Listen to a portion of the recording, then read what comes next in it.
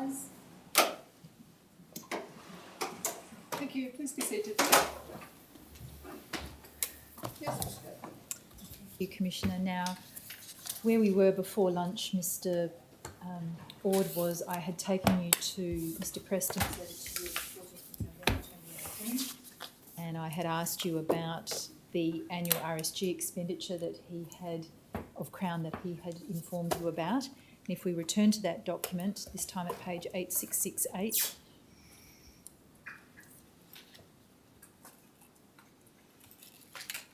and we see at the bottom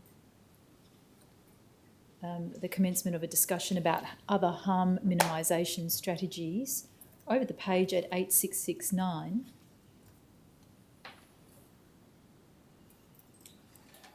you see the underlined material about a third of the way down the page. There's the reference to the gaming machine standard. Yes. And there's a reference, as we work through the standards, to the banknote acceptor and the amount of, or the limit on the amount of money that's accepted in WA through the EGM compared to other states. And you understood that to be a harm minimisation strategy that limited it to $100. Yes. And then there's the return to player specification. Did you understand that Crown was portraying that to you as a harm minimisation strategy, the 90% or above? And then if we go over the page, there's a reference to the speed of play, and you see the 3 seconds in the other states and territories compared to the 5 seconds applicable in Western Australia. Yes? Yes. And you understood that the 5 seconds, as opposed to the 3 seconds, was another harm minimisation strategy that Crown was referencing from the national standard. Yes. Now, if we go to this next document, CRW.709.132.6302, there's a letter from Barry Felsted to you of the 7th of March 2019. So that is just 4 months after the letter I just took you to, where an amendment to the WA appendix is sought by Crown Perth. Yes. And down the bottom of this page, you'll see in the second line that the amendments that are being sought to the appendix via this letter, the rationale was, given that the existing appendix without amendment commercially disadvantaged Crown Perth as against interstate and international operators. You understood that that was the basis on which this amendment was being proposed. It was part of the basis. What was the other part? That the development of games with a range of free play and interactive features had extended the playing time on average, and they'd had it assessed to 8 seconds or 8 seconds plus, and they were seeking to bring it back to our guideline of 5 seconds in aggregate. That would apply equally to EGMs with a 3 second minimum speed of play interstate, wouldn't it? Game features would increase the speed above 3 seconds? Well, above 3 seconds, but whether it would get to 5 seconds, I'm not a technical expert on that. But certainly in terms of those features adding to our 5 second, taking it up to 8 seconds, then they were arguing that that was having, impact on customer experience of the games, and that Crown, the context of my time as Commissioner was that, WA had gone into a significant recession. Crown's business, obviously its international business, had declined. Its revenues were falling quite dramatically, and we were seeing those numbers in the gaming statistics. And clearly, with having invested $1.5 billion in infrastructure at Crown Perth, on the expectation, I imagine, of the Chinese market and so on, the Crown were then going through their business item by item and looking for areas that they were, struggling with in terms of what they perceived was their performance. I guess the EGMs represent a big investment in technology, maintaining them, operating them and so on. So the case put to us was that would we consider them being able to normalise to the state standard of 5 seconds? 3 seconds, do you mean? Well, 3 is the minimum rate. We had 5 seconds. They were saying 8 seconds, but they wanted us to agree to the 3 second rule on the basis that when you add all the features together, those with free play would be 5. Those that didn't have those features would be 5. So that we could audit to say there was no games played with less than the 5 seconds, which was our agreed policy standard. A couple of things there. Let's have a look at page 6304.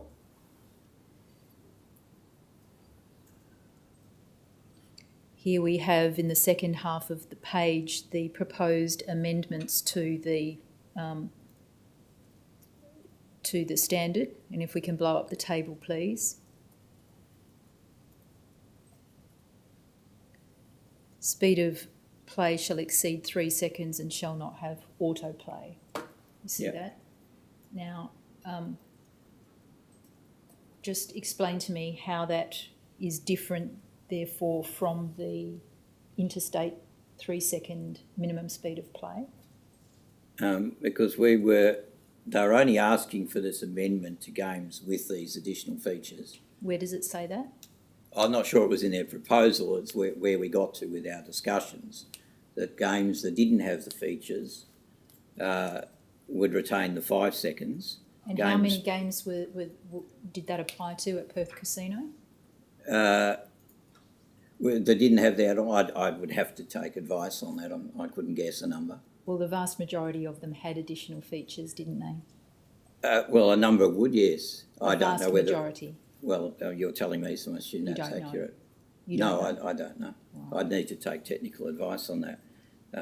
But with those features, then you've got the minimum rate, you've got the added features which add the extra time, and you would average 5 seconds. So with added features, 5 seconds, with no features, 5 seconds. So that was what was being put to us. So what did you do in terms That's not of... what was being put to you, was it? That's what, as you say, the GWC arrived at after discussion.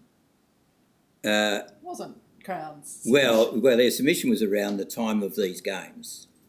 And we arose to the split. That certainly wasn't in their original proposal. I agree with that, remember. But it was where we got to in our discussion with them that we wouldn't accept a 3 second for a simple game. Sorry, Ms Kay. Thank you, Commissioner. Now, in the course of having these discussions, did you interrogate the position in the eastern states, and to what extent the 3 second minimum speed of play requirement for EGMs and poker machines in the east had regard to these additional features which extended the speed of play? We didn't do an independent assessment of that, no. Did you have a look at it at all? Well, we got the GLI report, which was what had been the basis of the analytics, and like all of these decisions, we knew that if we agreed in principle, it would have to be designed to meet the new standard, and that we'd have it certified related to the decision of the Commission, and then that would be agreed in line with the decision of the Commission. What the play rates on the East Coast were, we didn't have a jurisdiction over those. So it was about us sticking to our standards in total of 5 seconds for those additional games. Well, you might or you might not, depending on how the game was actually played with the additional features. Isn't that right? Well, you audit that through the actual process of people playing the game, and it will come up once you actually assess that and order the performance of the machine with a number. Has that been now assessed, or was it after this appendix was introduced? Yes, as I understand, there was an audit. The final outcome of that, I believe, went to Commission after I left, but I was aware that the audit was being completed in my last meeting, and I understand that the audit did indicate some issues. And What do you mean by that? well, that's all I can say. Is just the staff officer said the audit's been complete. We think there's a few issues with it. So at the next meeting, there would be a full report and we'd understand whether they had met that target number or not. So I obviously left the commission then, so I don't know what the outcome of that audit was. But again, it indicates the process of licensing, certification, and then ultimately auditing in real-time performance is an important cycle.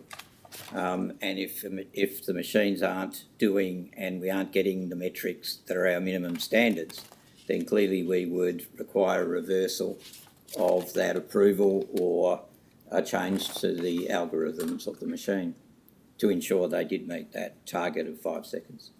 Now, if we look at page 6304, I think we're still on 6304, item number 4 in the table. The proposal is to change the return to player from 90% to 87.5%. You understood that was a harm minimisation measure from what you'd been told 4 months before in the letter, to have the 90% plus return to player. Yes. And what did you understand to be the reason for changing this down to 87.5%? Well, I understood that Crown we're obviously seeking to get an increased return on these machines. Make more money. To make more money. Yeah. By weakening a harm minimisation strategy. Well, that would be the implication. Yeah. And similarly with the speed of play. Make more money by diluting a harm minimisation strategy. Well, not necessarily, because the harm minimisation standard had been set at 5 seconds. So you could argue that the fact that machines were much slower with the added features may well have meant that people spent less money over a set period of time.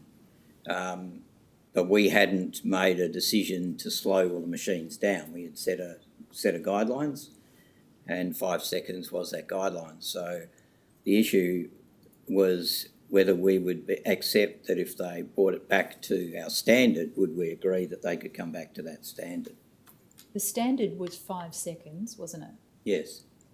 And they were proposing to change the standard to 3 seconds. Well, that they'd meet the national minimum standard of 3 seconds, but with the added features that would always average 5 seconds. Do you say that's what you approved?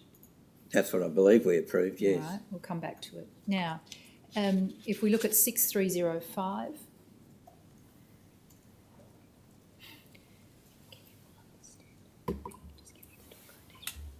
and we see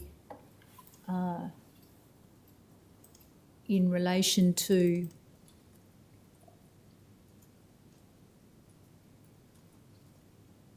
independence of outcomes, that's all been struck through. Do you see that there? Yes. And what did you understand to be the point of removing the requirement that in particular, that the symbols not appear in a fixed reel strip? When you read the GLI report that analysed the performance of the games, they indicated that this item was redundant because it was already covered under national performance standards of the certification process. Did you appreciate when you were looking at this proposal that what was being sought to be done here was to bring EGMs to be approved at the Perth Casino closer in their characteristics to poker machines as they presently exist under the National Gaming Machine Standard? No. Didn't occur to you? I've already explained that we believe that the differentiation was technical, i.e. by the nature of our guidelines, and my expectation was that those guidelines would still be adhered to in any variation that we approved. Isn't this through really certification? Sorry, isn't this really what was happening? There was already just a very fine line between what constituted an EGM and what constituted a poker machine. Yes, I've said that, yes. And these amendments that were being proposed made the line even finer. To a degree, yes. Now, ultimately, in relation to the return to player request for an amendment, that was sent off to the Minister for consideration, wasn't it? I discussed with the Minister all of the matters that have been proposed to us, and including their request for a change to return to player, on the basis that I thought the proposal in total was significant and was a proposal that I'd wish the Minister to have a view on, and whether the Minister wished to exercise his direction powers to us. The Minister made it very clear that he wouldn't agree to any reduction in the return to player, and in terms of a proposal to normalise around the 5 seconds, he would leave it to the Commission to make. So just to answer my question, yes, you took the return to player question over to the Minister, Yes. and GWC concerned itself with whether or not to approve the change in the minimum speed of play and the removal of the requirement for independence of outcomes. Yes. Yes? Now, there was an agenda paper prepared by Mr Connolly, dated 22 July 2019, GWC.002.0016.0281.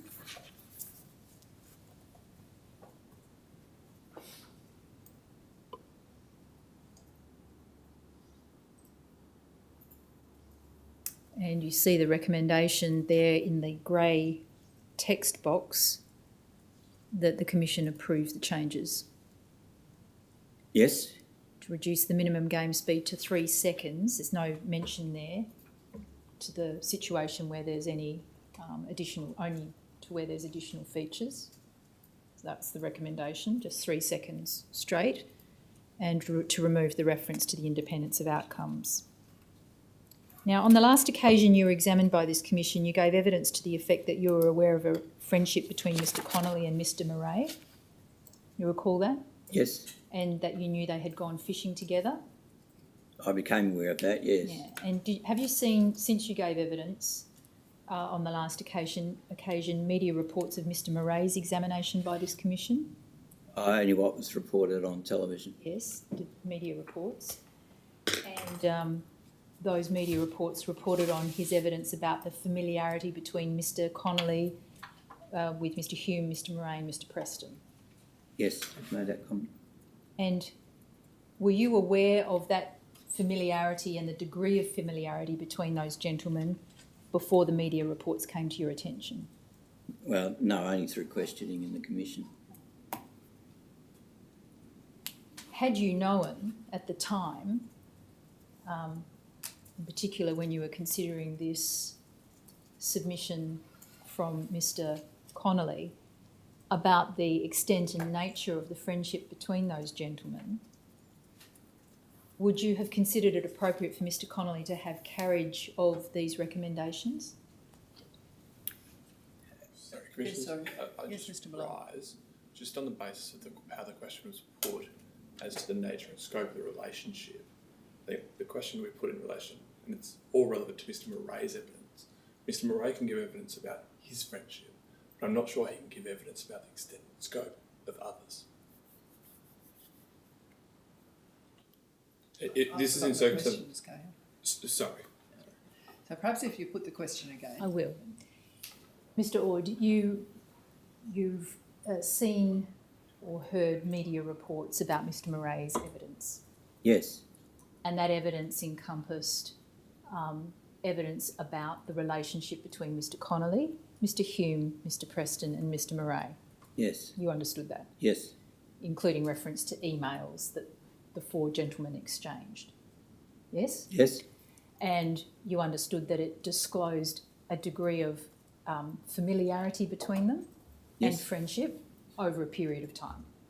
Yes? Yes, indeed.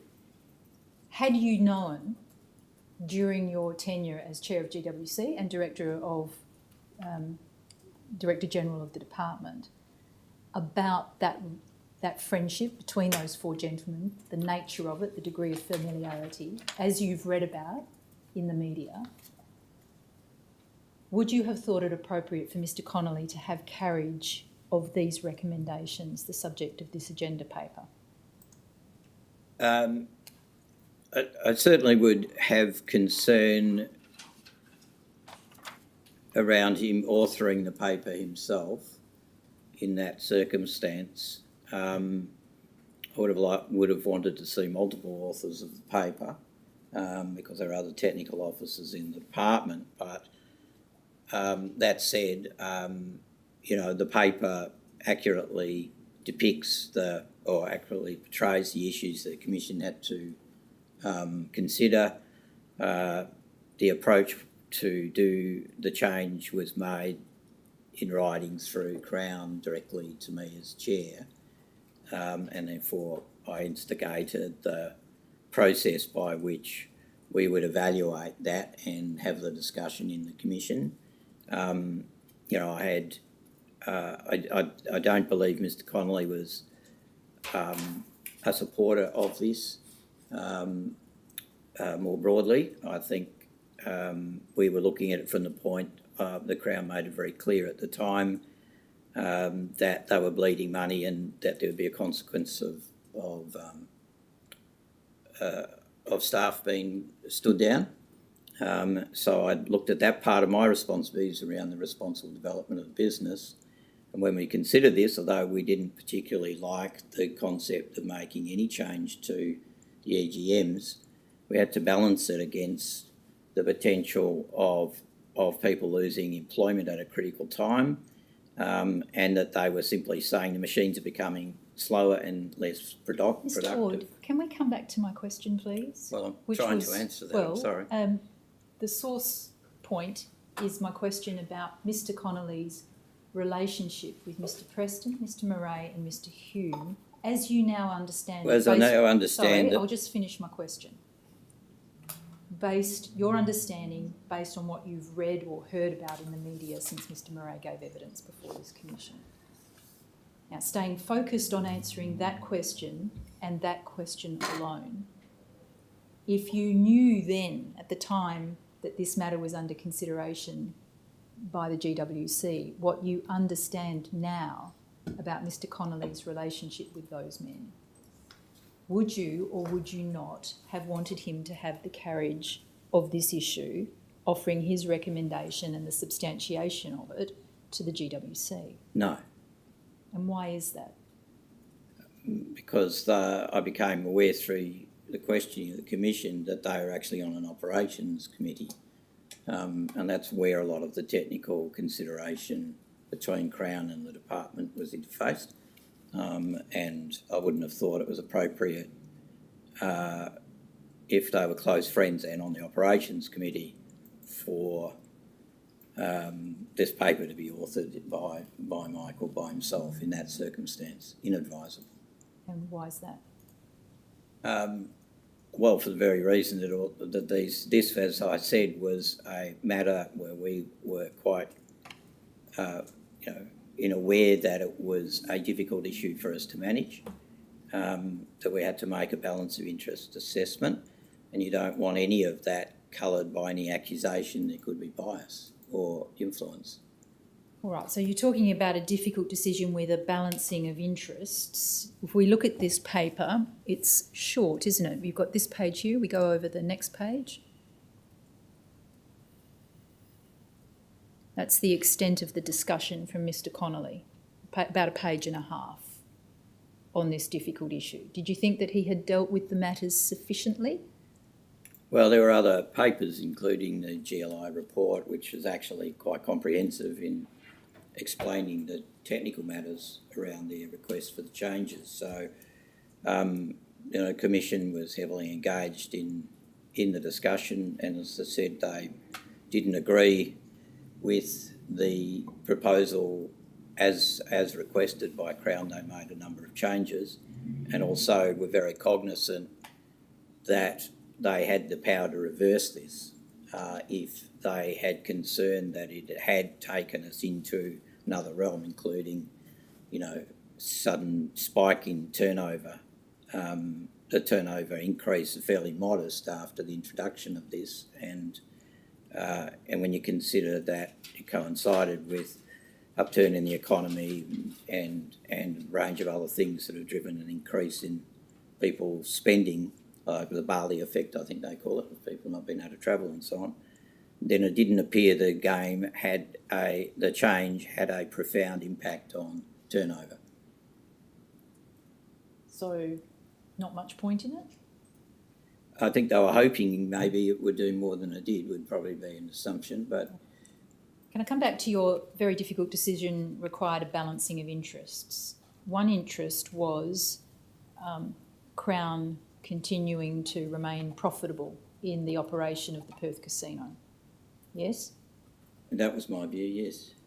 Another interest was making sure that the risk of harm was appropriately minimised in relation to EGMs. Yes. And this paper doesn't talk about that, does it? No, but it was very much part of our discussion as to what the net effect would be of that speeding up of that cycle of games. Well, what expert advice did you get about that? We didn't put it through an expert panel, if you like. Well, an expert anybody, individual? No. No. Did you ask for any departmental officer to even attempt to analyse the effect on harm minimisation strategies of these amendments? No. Why not? Because we believed that the adjustment was relatively minor. Well, how would you know if you didn't investigate? Because of the GLI report was fairly explicit around this, the time frames of the way the games were played out, the fact that they were free play and jackpot type initiatives which actually either returned a no-cost benefit or returned a benefit to players. So we couldn't see that was necessarily going to lead to any more investment, and that was fairly clearly outlined in the way that the report had been drafted. Crown's whole thing was also about the fact that it had to move from a strategy to have an international market to an Australian domestic market. So if you remember, the state tourism was about bringing interstate visitors to WA. They were saying, well, people expect Crown to, have an experience that is, comparable to the experience they have elsewhere. So we're talking about harm minimisation. If you could stay with that, please. I've stated that we didn't do independent analysis of the harm minimisation. Had we believed that we were significantly changing this, then we would have probably deferred it and undertaken further research on that, but that wasn't the issue that was before us. Right, let's go to page 0001, please. So at the bottom, in relation to the speed of EGM gameplay, Crown seeking a reduction in minimum speed from 5 to 3. And then there's Crown's argument that the original determination of a 5-second minimum was made at a time when games almost exclusively didn't have the additional features.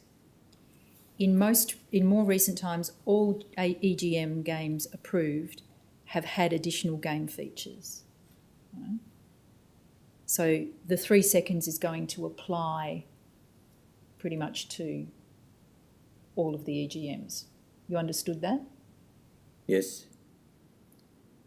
And so they say, well, on that basis, the base game speed will on average be 5 seconds. How did this compare with machines in the eastern states that had a 3-second minimum play? Well, they were probably doing the same speed. Right. So you were bringing it to where the machines were in the eastern states, including poker machines, yes? Well, I don't know. I'm sorry. Well, you do know because the briefing letter that you were given, DLG 800100459601,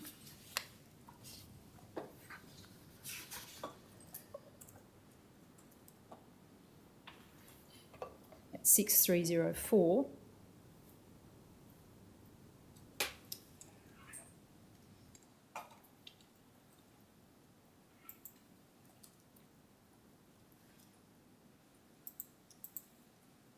I'm sorry, at 9656.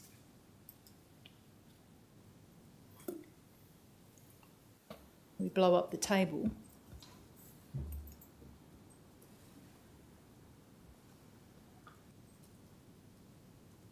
A poker machine with harm minimisation issues is increased to 3 to 5 seconds per play.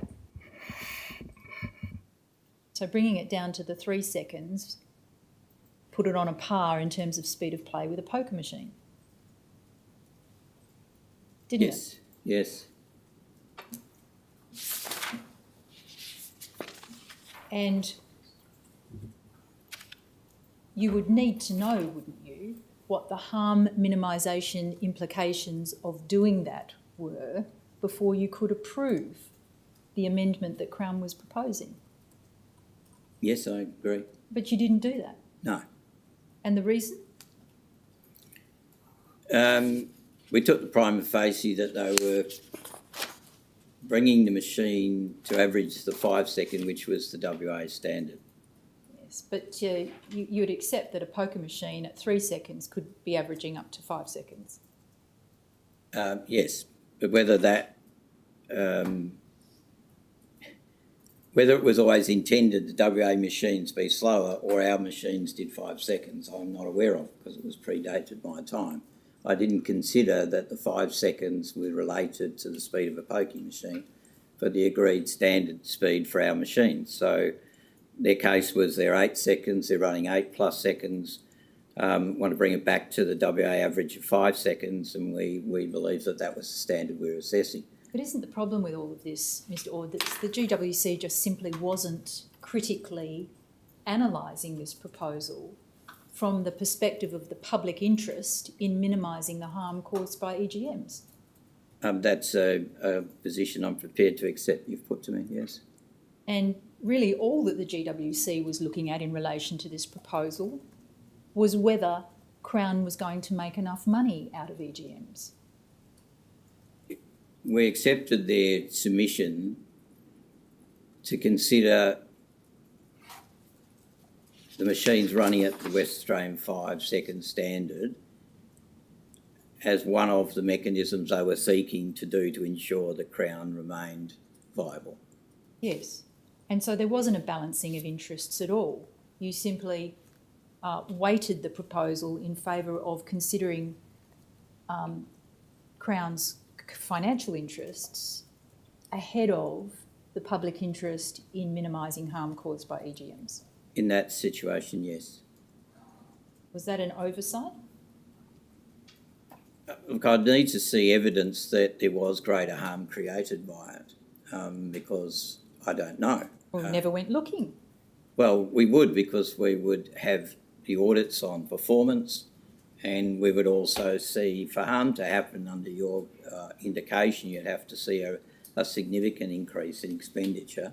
So you wait for that to happen, do you, before you make a decision whether or not to approve something in anticipation?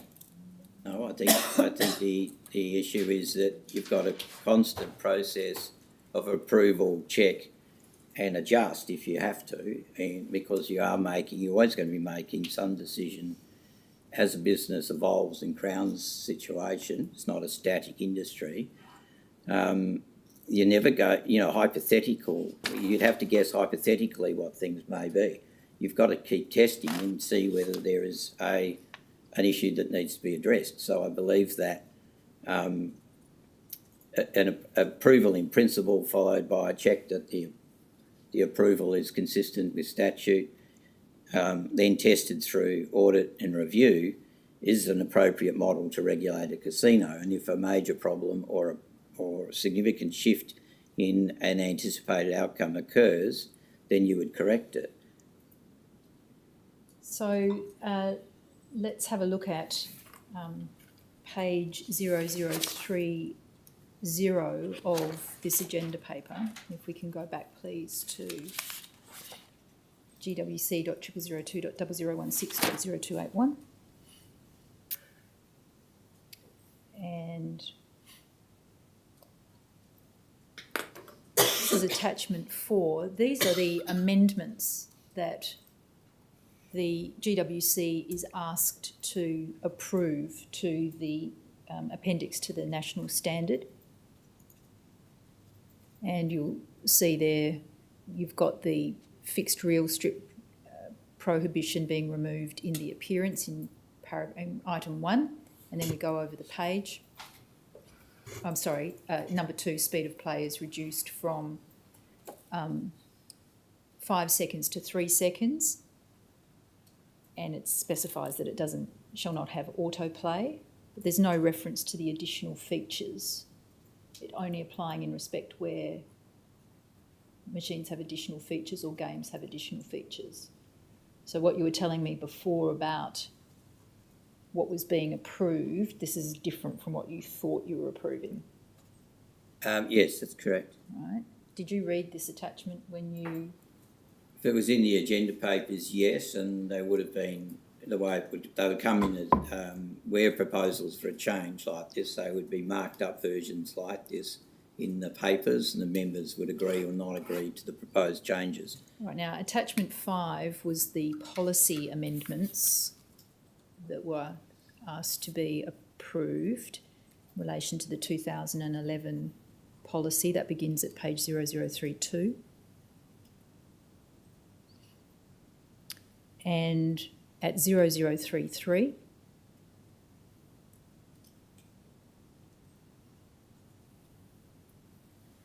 you'll see the amendments that are being asked to be made there. So you've got the symbols not being in a fixed position, that is on a fixed reel. Each game takes a minimum of 3 seconds. And again, there's no reference to the only in circumstances of additional features. So you accept that what was being sought to be approved here and what was ultimately approved was just a 3-second minimum. No, I'm not. I believe that the Commission made it clear that the 5-second remained for single play games in their decision, and that for games with added features that the amendments would be applied, subject to them meeting an average of 5 seconds. Whilst Ms Cahill's looking at that, can we just go to item 4 there, the winning combinations, the deletion of that? I understand that allowed multi-line playing. Do you understand that the Commission had approved multi-line playing? No, I don't believe we discussed approving multi-line playing. Thank you, Ms Cahill. So I was just about to take you to that, where you see numbered paragraph 4 is deleted. It's not referred to in the agenda paper. You were not aware that that was what you were approving. I did not believe that we were approving any change to multi-line playing. And if you had been aware, would you have approved that? We were approving on the basis that there was no fundamental change to the WA standard, that would be certified. The GLI report indicated that there were a couple of redundant clauses in our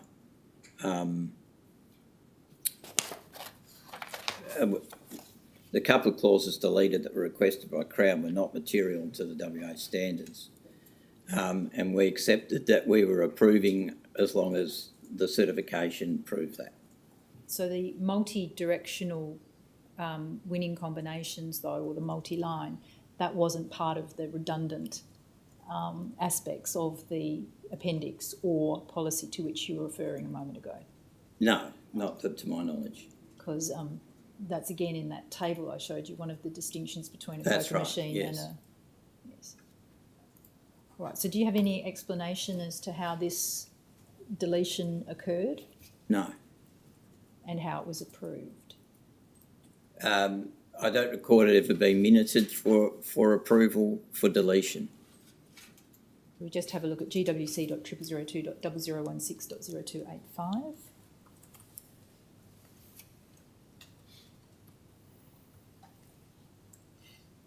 This is the meeting of the 23rd of July 2019 at page 0002, item 5.3.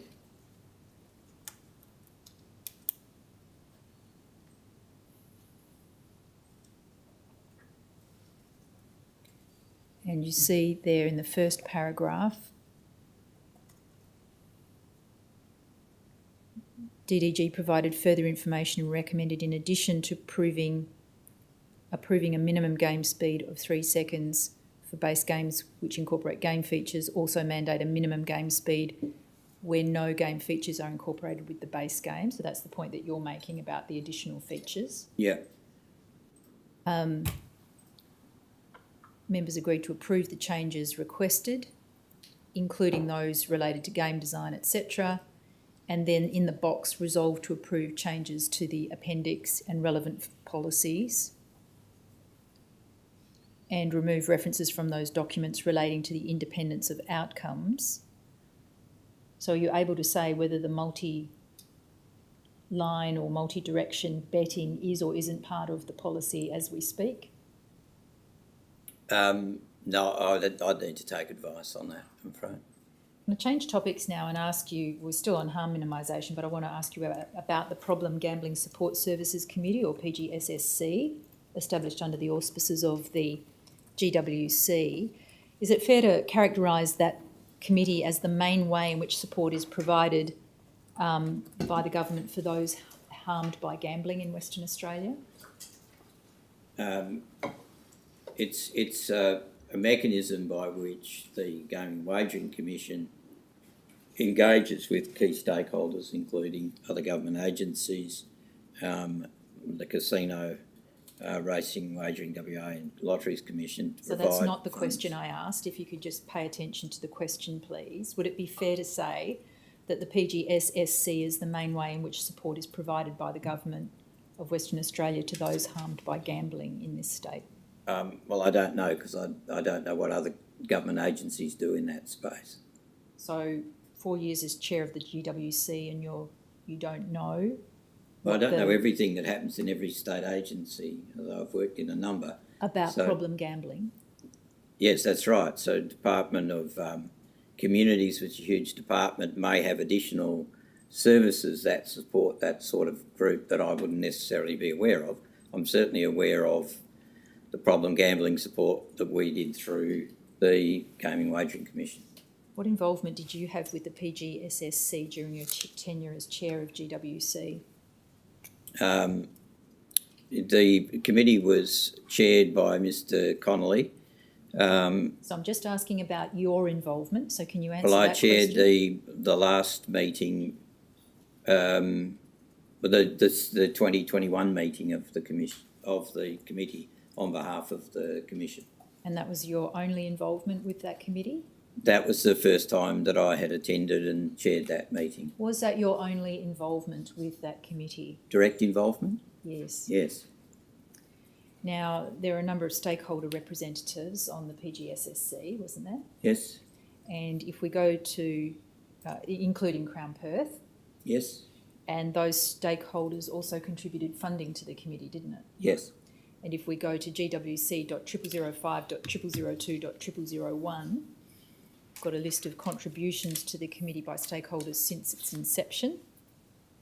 And in addition to these contributions from stakeholders, there was a $500,000 appropriation from State Treasury annually after a certain point in time, wasn't there? I believe so, yes. When you were chair of the GWC, did you turn your mind to the adequacy of the funding to this committee?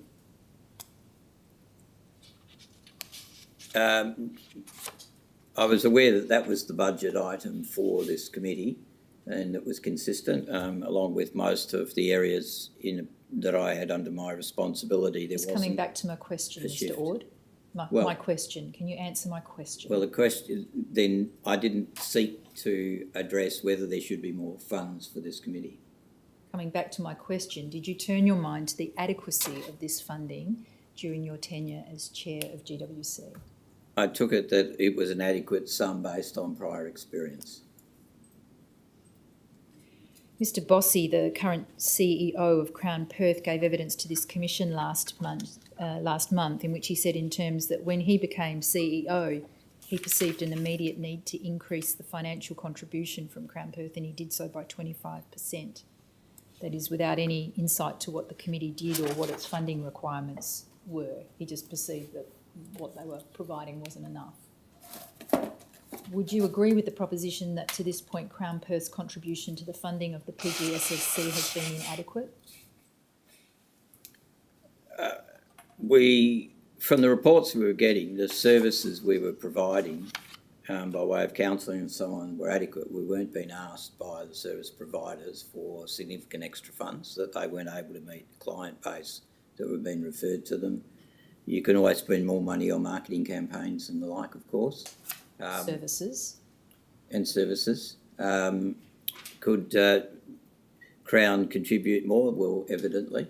But when Mr Bossy came in to be CEO, we'd had a significant rebound as a result of post-COVID reopening, and the fact that there were more people spending higher amounts at the casino.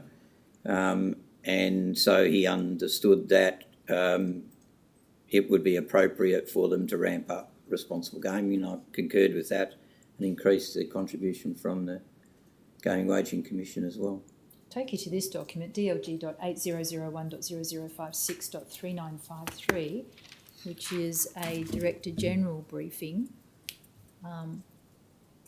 at around, I don't know if this is the actual date of the document, but there's a reference to an approval date of 1 July 2020. And it refers in the background section to the annual appropriation of $500,000 from State Treasury, and explains that in 2015, because of government cuts to financial counselling funding, that appropriation was redirected via a memorandum of understanding to the Department of Communities to fund financial counselling generally in the metropolitan area. Are you familiar with that memorandum of understanding and that arrangement? Yes. So that was the PGSSC's $500,000 appropriation Going to communities for financial counselling generally, not related specifically to problem gambling. Well, I understood that it was targeted at problem gambling, yes. How did you understand that? Well, from the briefings I was getting from this, from the committee, I didn't believe that it was just being spent on, well, certainly not my understanding. My understanding was the money we were given was to provide the responsible gambling support service, the counselling service. Now, the last paragraph in this background section talks about the restoration of funding to the Department of Communities in relation to financial counselling in 2017, but notwithstanding that, an extension to the MOU in July 2019 to continue to send the PGSSC's appropriation to Department of Communities. Was that your decision to do that? I think it was the committee agreed that the contracts in place with private providers of these counselling services were working very well, and therefore to maintain that approach was a good outcome. And so that was the rationale for the extension? Yes.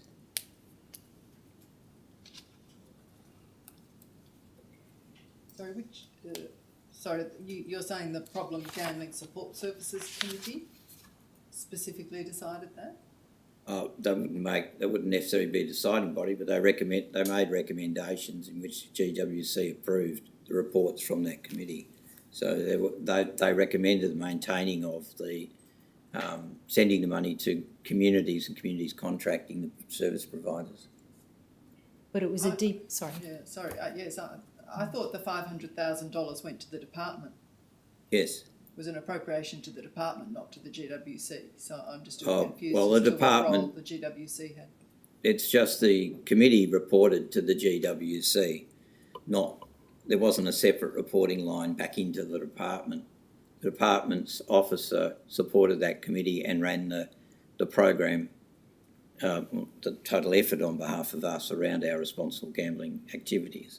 But the reports went to the Gaming Wagering Commission. So, I mean, ultimately, if it come back to me as Director General, I was chair of the commission, so it came back to me through the commission. You're probably correct that in technical terms, they weren't an approving authority for the $500,000. Thank you, Ms. President. The decision to enter into the MOU, the entry into the MOU and the extension of the MOU were all department Would be a decisions. DG decision, yeah. Yeah, not GWC decisions. Sure. And not committee decisions. Yeah, but of course we use the committee to advise us on a range of matters to do with gaming. That's why they were there. Would you accept that during your tenure as chair of the GWC, it did not give sufficient emphasis to harm minimisation when regulating the Perth casino? Look, I'll say yes. Well, when you say I'll say yes, do you accept that or not? Well, I think that's what you want me to say, so I'm going to say it. I'm sorry. Well- Mr. Ord, I should make it clear that you're not here to please Ms Cahill. You're here to give honest evidence, so it's important that you say what you want to say, not what you think anyone wants to hear. So I'll ask you again, Mr. Ord. Would you accept that during your tenure as chair of the GWC, it did not give sufficient emphasis to harm minimisation when regulating the Perth casino? No, Why do you say that? because I believe the members, myself, were innately interested in the well-being of the community. That's why I went into public services, why they sat on a committee like that, put the hours they did in. There wasn't a minute we weren't concerned about potential for harm.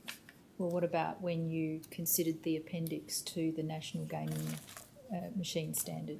Well, it was a balance of interests, and we did not believe that it was going to do a significant or even, a measurable degree of additional harm.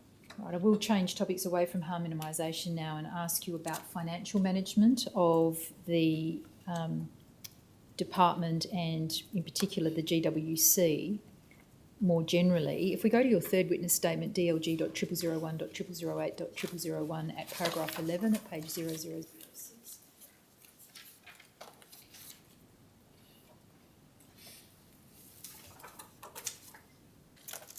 You express your understanding that there is no requirement under any legislation that the casino gaming licence fee be spent on or reserved for casino regulation specifically. Is that something that you turned your mind to at any time during your tenure as DG and chair of the GWC before that issue was raised by the Commission? No, I was of the belief that the licence fee contributed towards the cost of regulating the casino, and that it was likely that the department was spending significantly more of its resources in that support. Was the entitlement to, I'll put that more neutrally, was the issue of how the casino licence fee to be expended something that you obtained legal advice about before the issue was raised by this Commission? No. Now, at paragraph 12, you refer to particular legislation which you say is relevant and informative in determining how available funds should be apportioned to the pursuit of the GWC's different objectives. During your tenure as chair of the GWC, who was it that made decisions about how the casino licence fee specifically was to be expended? Was it GWC members or the department? I think I took you through this before around the creation of a budget which the GWC approved. So the department prepared a budget for the GWC to consider based on the service fee and other matters and the activities that would be covered through that service fee. That was historically based, and the GWC could agree or not agree to that approval of that budget. So is your answer then, well, if the budget provided for the casino licence fee to be expended in a certain way as presented to the GWC and then the GWC approved the budget, well, that's how the GWC became involved in deciding how the casino licence fee was to be expended? Yes. Thank you. Now, at paragraph 19, page 0007, in referring to your earlier evidence to the Commission about the special purpose account, you're referring there, if we go over the page, to the evidence I think that you had previously given where you said you weren't certain about whether the GWC had its own agency special purpose account, and you say you are now advised that the GWC did have such an account operated by the department under delegation. Now, that was obviously not something that you were aware of during your time as chair of the GWC, is that right? Well, I knew about the accounts, whether they were classified as special purpose. When you asked me the question on the stand, I said I wasn't certain. Do you think you should have known when you were chair of the GWC whether it had special purpose accounts, and if so, who operated them? Well, I knew about these accounts and who operated them. Their classification as a special purpose account, as a Treasury term, I simply didn't want to answer incorrectly when you asked me. Is it a bit more than a Treasury term? Doesn't it have specific implications under the Financial Management Act whether an account is a special? Well, yes, because you can't Sorry, spend I'll the money just on finish anything the else. question. Doesn't it have particular implications, on your understanding, under the Financial Management Act whether an account is a special purpose account Yes. or not? Yes. Now, at page 0010, paragraphs 30 and 31, you provide some evidence about the GWC budget and its relationship to the amount which the department invoices to the GWC for professional services each month. Yes. Just so that I can understand what you're putting here, do you intend to say that the department, to your knowledge, invoices 1/12 of the annual budget on a monthly basis to the GWC? Yes. And presumably that was something you were told or found out for the purposes of preparing this witness statement? As the witness statement states that this has been prepared by myself and from advice from officers. So this was the Chief Financial Officer that provided this information as part of my witness statement.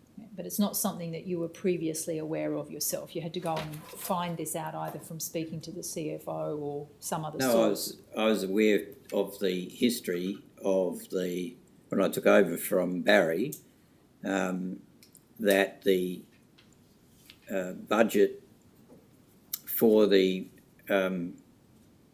service fee, if you like, the costing back of the department's expenditure on behalf of the Commission was agreed as a fixed sum, and that it would be reported on that without adjustments. I know there was an adjustment in 2015-16 because there was an addition of the capital cost for the Navigate system.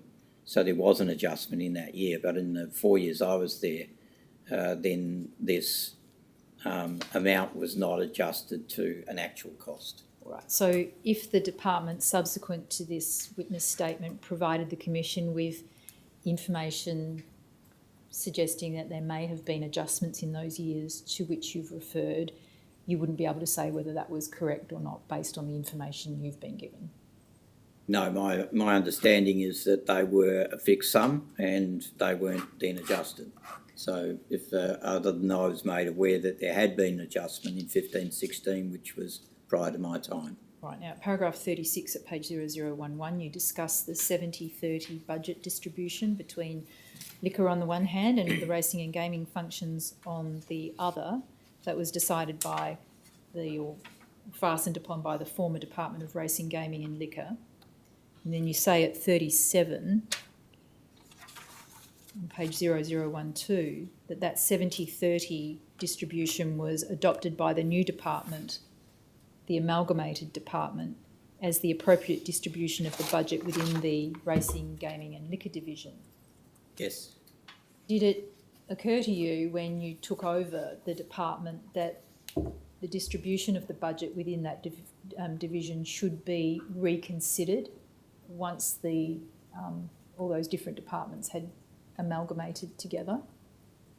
I certainly had a view that, I had a budget for the department of over 200 million, so this represented 2% of the budget, that I had to review all of the department's expenditures. In fact, the department's expenditure grew closer to 400 million. This was not a material sum to cause enormous concern about. And so it's not something that we were going to do immediately when we were looking at the large material sums that pose potential risk of the department not being able to operate within its appropriation. Well, you were there 4 years. Well, yes, but you've got to remember the first 12 months we're doing machinery of government change. It was significant. I had to downsize the staff by some 10%. I lost 40% of the executive officers and so on. I had to amalgamate all the systems.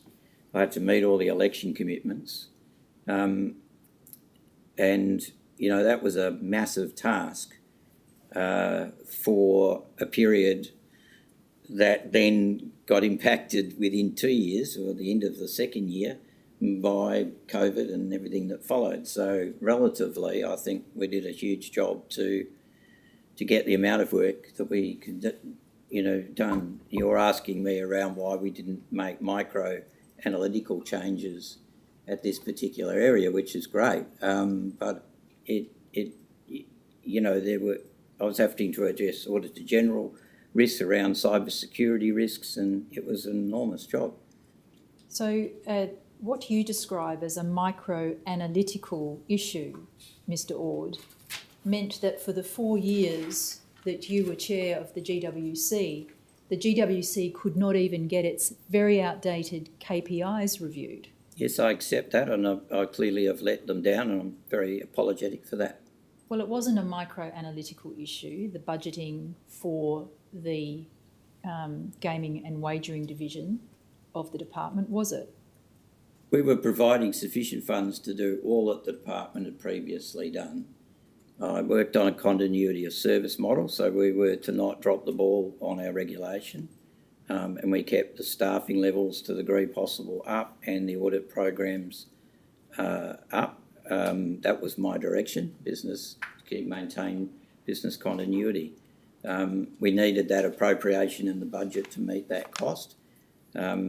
And, you know, we didn't redirect any of those funds. Whether we were in fact putting more effort into the casino and not less effort in the casino in the split, because that was analysed over time. And we didn't seek to apply a further penalty to the Commission by seeking additional funds out of their budget. So, Mr. Ord, the questions I asked you earlier today, amongst others, focused on the inability of the department to review KPIs, to complete a risk management framework, and to complete a compliance review for the GWC in the 4-year period that you were the chair, because of a lack of resourcing within the department. You recall that? Yes.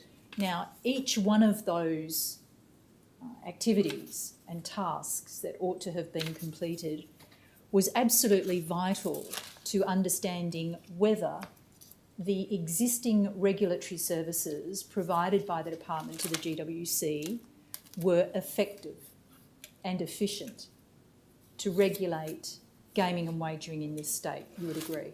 Yes. And so if you were to give priority to anything in the racing and gaming space during your 4 years, it would have been the completion of those tasks. Would you agree? Yes. And instead you gave priority to, as I understand your evidence, the business as usual, simply doing what you had done before, or those who had come before you had done, in terms of day-to-day regulatory activities. Is that right? In the circumstances of profound change in the department, then maintaining what I believed was a high quality compliance program was my priority. And so I ensured that that capability was preserved and acted on. You had no means of knowing it was high quality because the 3 tasks that were to be undertaken to test that hypothesis were put to one side and subordinated whilst other tasks were prioritised ahead of them for 4 years. Isn't that so? No, I don't agree with that because there's audit programs. The work done by the team resulted in significant documentation of the compliance work. We had review, annual review of audits, and there was annual reporting, which was very comprehensive of all the activities that were taking place. I believe there was plenty of evidence of the good work we were doing.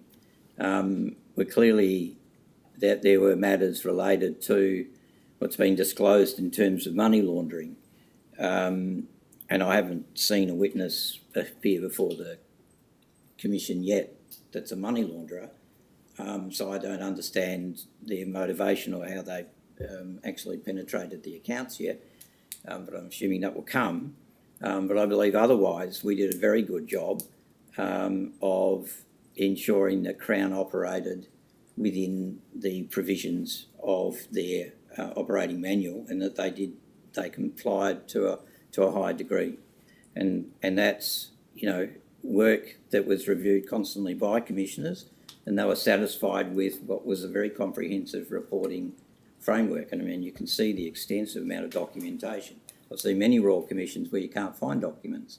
I think we've done an outstanding job of providing you with an extraordinary range of documents, and never in any of the minutes of any of our meetings, if there were concerns raised, weren't they minuted and acted upon. So do I understand the effect then, the summary of your evidence that you've just given, that's setting aside money laundering, the GWC and the department did a very good job of regulating the casino on your watch? I think they did the best job they could possibly do within the resources they had. Which was a very good job, was it? I believe it was a good job, yes. All right. Now, you explained in at paragraph 40 of your witness statement at page 0012 that in the 2021 financial year, department officers had observed increased audit inspections and investigations from the Racing, Gaming and Liquor Division of the department, and that as a consequence of paragraph 41, you say the officers made a recommendation to you to increase the GWC payment, the budget for the GWC payment for professional services to the department by 5%. So with your DG hat on, you approved an increase in the invoicing, if you will, of the GWC by the Department for Professional Services. Is that right? Yes, I proposed an amendment of the addition of 5%, which I believe was affordable by the Commission in recognition of the increased workload that existed for audits. And presumably with your GWC hat on the other side, you participated in approving the budget that had that additional 5% payment in it. Participated. It was obviously put to members and they made their support known as a majority. Yeah, but you voted on it. I'm not aware whether I did or not, but generally decisions were made in majorities, so probably not in that case. You probably didn't vote? I probably didn't vote, no. If it was a matter that I was the Director General, then the budget would come forward, they would discuss it and we would say, do you agree with it? I wouldn't be voting per se in saying I want this approved. Is that because of the apparent conflict between setting the budget and then approving it? Well, yes. I mean, the members obviously, if they wanted to change or not approve, then they would be independent to do so. I wouldn't oppose that. I have no further questions. Thank you, Ms Cahill. Any other counsel? Yes, Mr. thank you, Garris. Commissioner. Mr Ord, my surname is Garris and I act for the Crown Companies. Now, according to your first witness statement, you say you have over 37 years of experience as a senior public servant, Director General and CEO, and that covers both public and private sector, is that correct? Yes. And did you draw on that experience when managing the department and the GWC during your tenure as Director General? Yes. Now, since stepping down from your position as Director General, have you been following this Royal Commission, and in particular have you viewed any of the audio-visual recordings or read transcripts, particularly in relation to the opening statements that were made on 26 July? No. I just want to take your attention to one theme that was raised by Councillor Sisting, which Councillor Sisting described as the concept of regulatory capture. Are you familiar with that phrase? Yes. I want to just take you to aspects of what was put by Councillor Sisting. Councillor Sisting described that phrase as a situation in which an inversion of the relationship of accountability, or in an inversion of that relationship, a regulator is influenced or becomes dominated by the industry or the interests it regulates. And then said that can have a number of causes, but includes, in the context of casino operations, the familiarity that a regulator may develop with both the licensee's operations and the individuals employed by the casino who conduct those operations. So that's the description that was given by Councillor Sisting. And then this proposition or contention was advanced that there also appears to have been a trend over many years of gradual relaxation by GWC of its regulation of Perth Casino's operations. Now that inevitably would cover part of your period or your tenure as Director General. And an example that was given in relation to that was junket regulation. Now, another criticism related to the adequacy of Crown's disclosure in relation to the aggregation issue relating to the Riverbank account, as identified in the Bergen inquiry. Now, I appreciate you may have views about those criticisms of the Commission. We may come to them, but what I'd like to understand, or have the Commissioners understand, is the historical context regarding these matters so that the Commissioners can reasonably evaluate those criticisms and indeed criticisms of Crown. If we start with junket regulation, now this Commission has heard and read a good deal of evidence about the removal of the junket approval process in 2010, and you've addressed that topic in your first statement. Now, is it correct that one of the drivers of the removal of that approval process was the National Competition Legislative Review of the Casino Control Act? I believe so. Now, you've explained in your statement that that review considered that the junket approval process in Western Australia represented a restriction to competition. Do you recall that? I do. Now, I just want to take you to two other aspects which appear to be quotes that you've taken from that review. Firstly, that the requirement to licence junkets imposes economic costs on the casino that do not occur in other jurisdictions where this is not a requirement, and that the only other Australian jurisdiction that licenses junket operators is New South Wales. That's obviously the historical position. And you further quote that the provisions of Section 25A of the Casino Control Act may serve to restrict competition if other jurisdictions have less demanding requirements concerning junkets. Junket operators are likely to favour casinos in jurisdictions with the least demanding requirements. And so you recall those passages from the statement? I believe that was out of the Productivity Commission report. Thank you. Now, can I assume, given your very lengthy service in the public sector, that you're familiar with the history of the National Competition Policy? Yes. It was an initiative of the Council of Australian Governments, or COAG, is that correct? Yes. That is the peak intergovernmental forum in Australia. Yes. Was. It's since been replaced by National Cabinet, is that correct? It's true. And that was in May 2020, correct? Yes. Now, COAG established and implemented the National Competition Policy following the Hilmer Committee report on a National Competition Policy, is that correct? I believe so. And so do you agree that the removal of the junket approval process involved advancing the requirements of the National Competition Policy?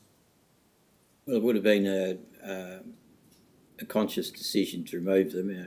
Clearly, the trigger point was the Productivity Commission report, and broadly, as I understand, state jurisdictions sought to meet their obligations under the COAG agreement. Thank you. Now I want to turn to anti-money laundering and the Riverbank issue. Now, prior to the release of the Bergen report, it's correct, isn't it, that the GWC acted on an incorrect view about its duties and responsibilities, which resulted in the GWC not investigating transactions that might indicate money laundering? Is that a fair assessment? Yes. The GWC believed that that should be the role of AUSTRAC and other enforcement agencies, is that correct? That was our belief at the time, yes. Thank you. Now, I just want to take you to a particular passage in your witness statement, your first witness statement. That's, can we please bring that up? DLG.0001.0002.0001 at page _0030.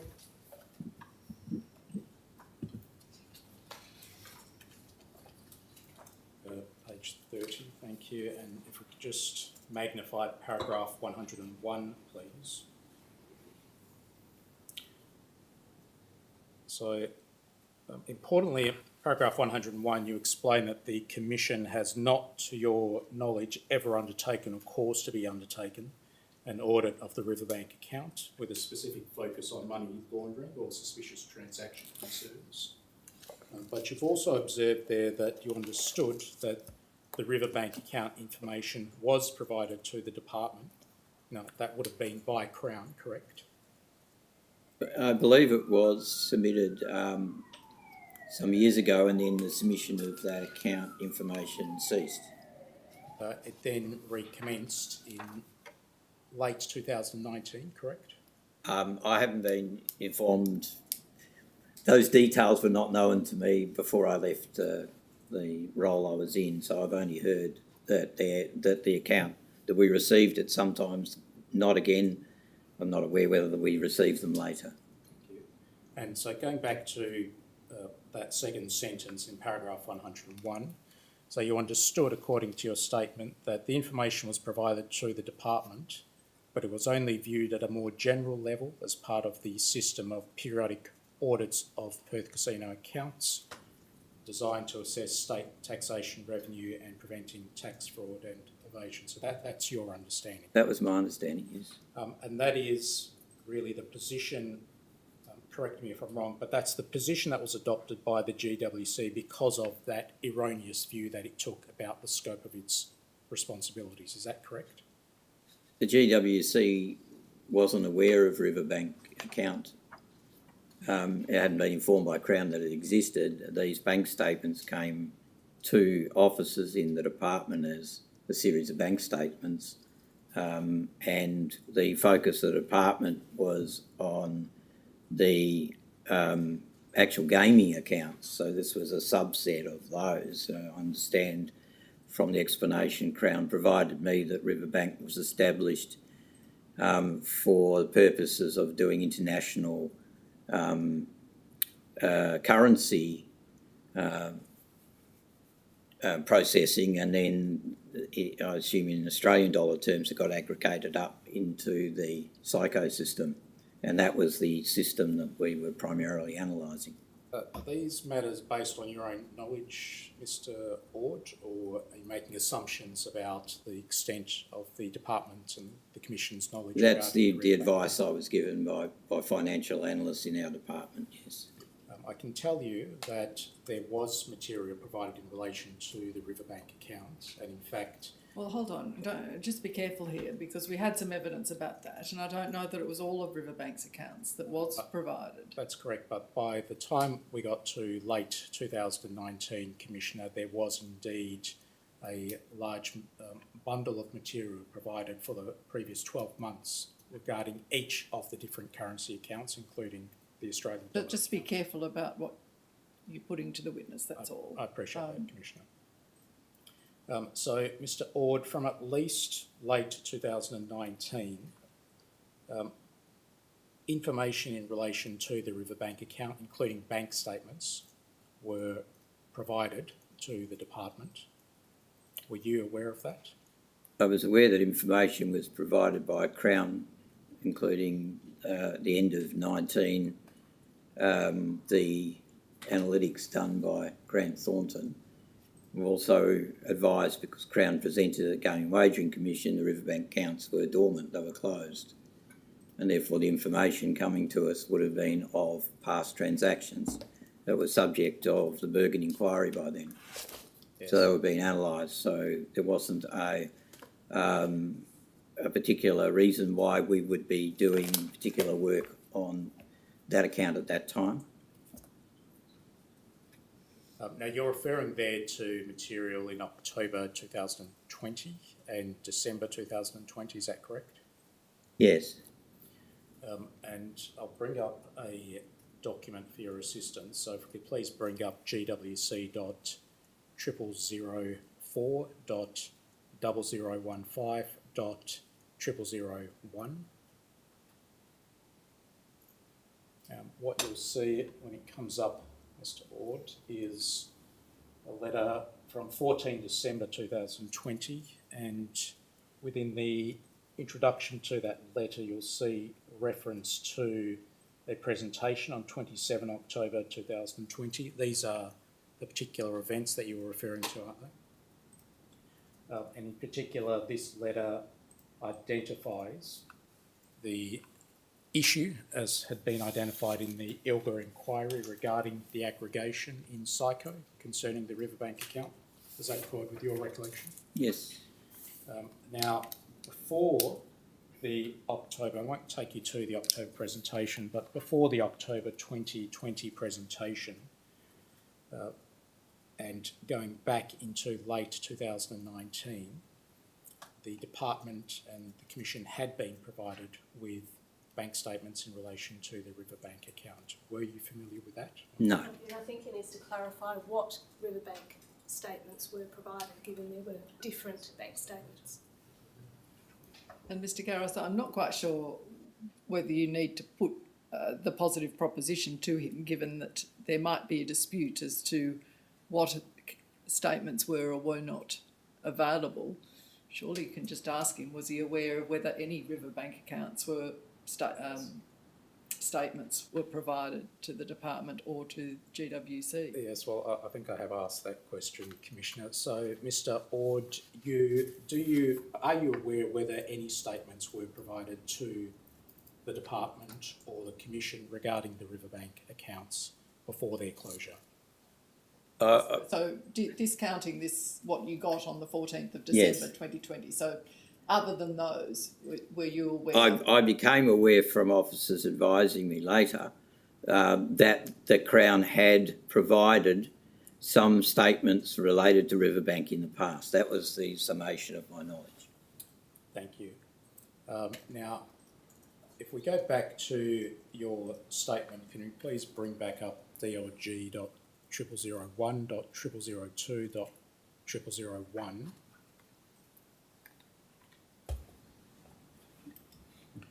And go to paragraph 104, please, on page 31.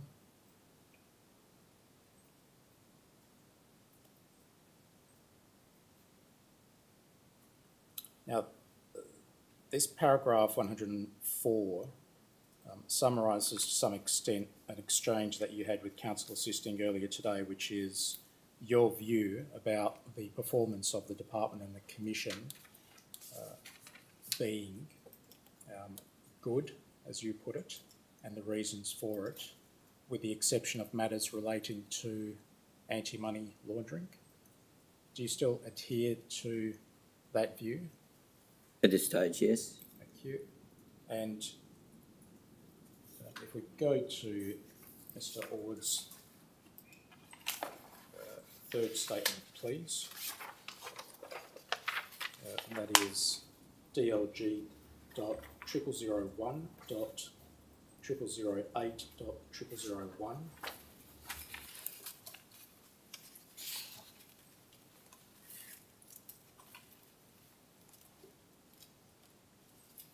If we could just go to paragraph 62, please.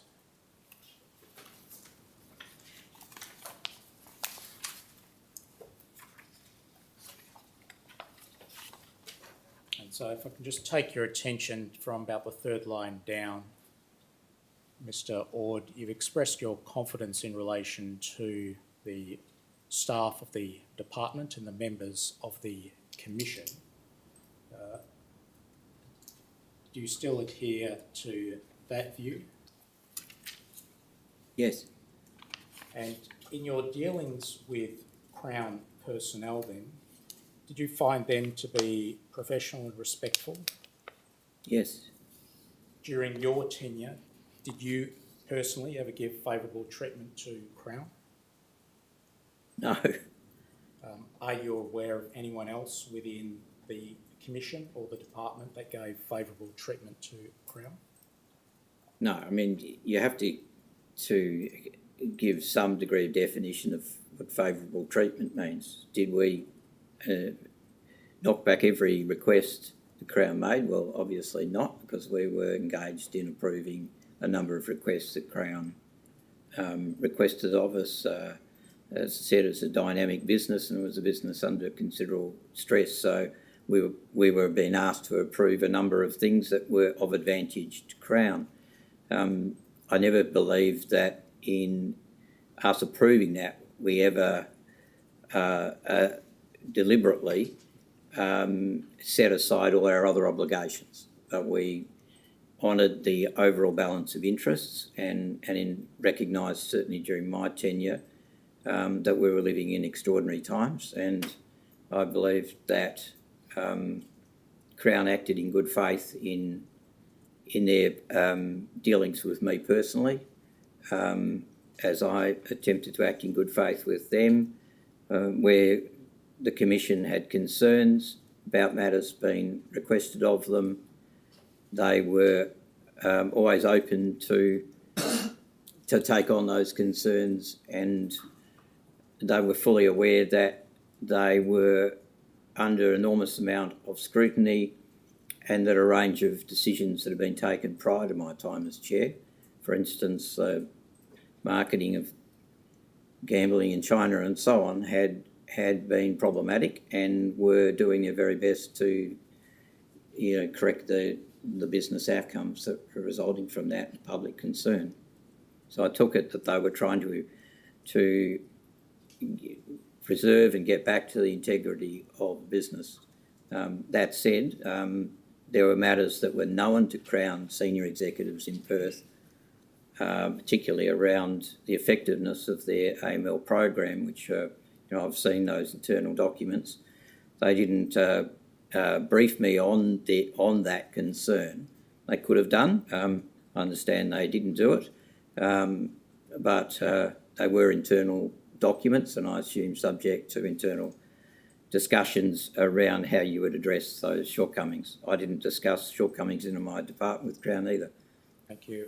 When you refer to matters that weren't briefed to you, are you referring to the meeting on 15 December 2020?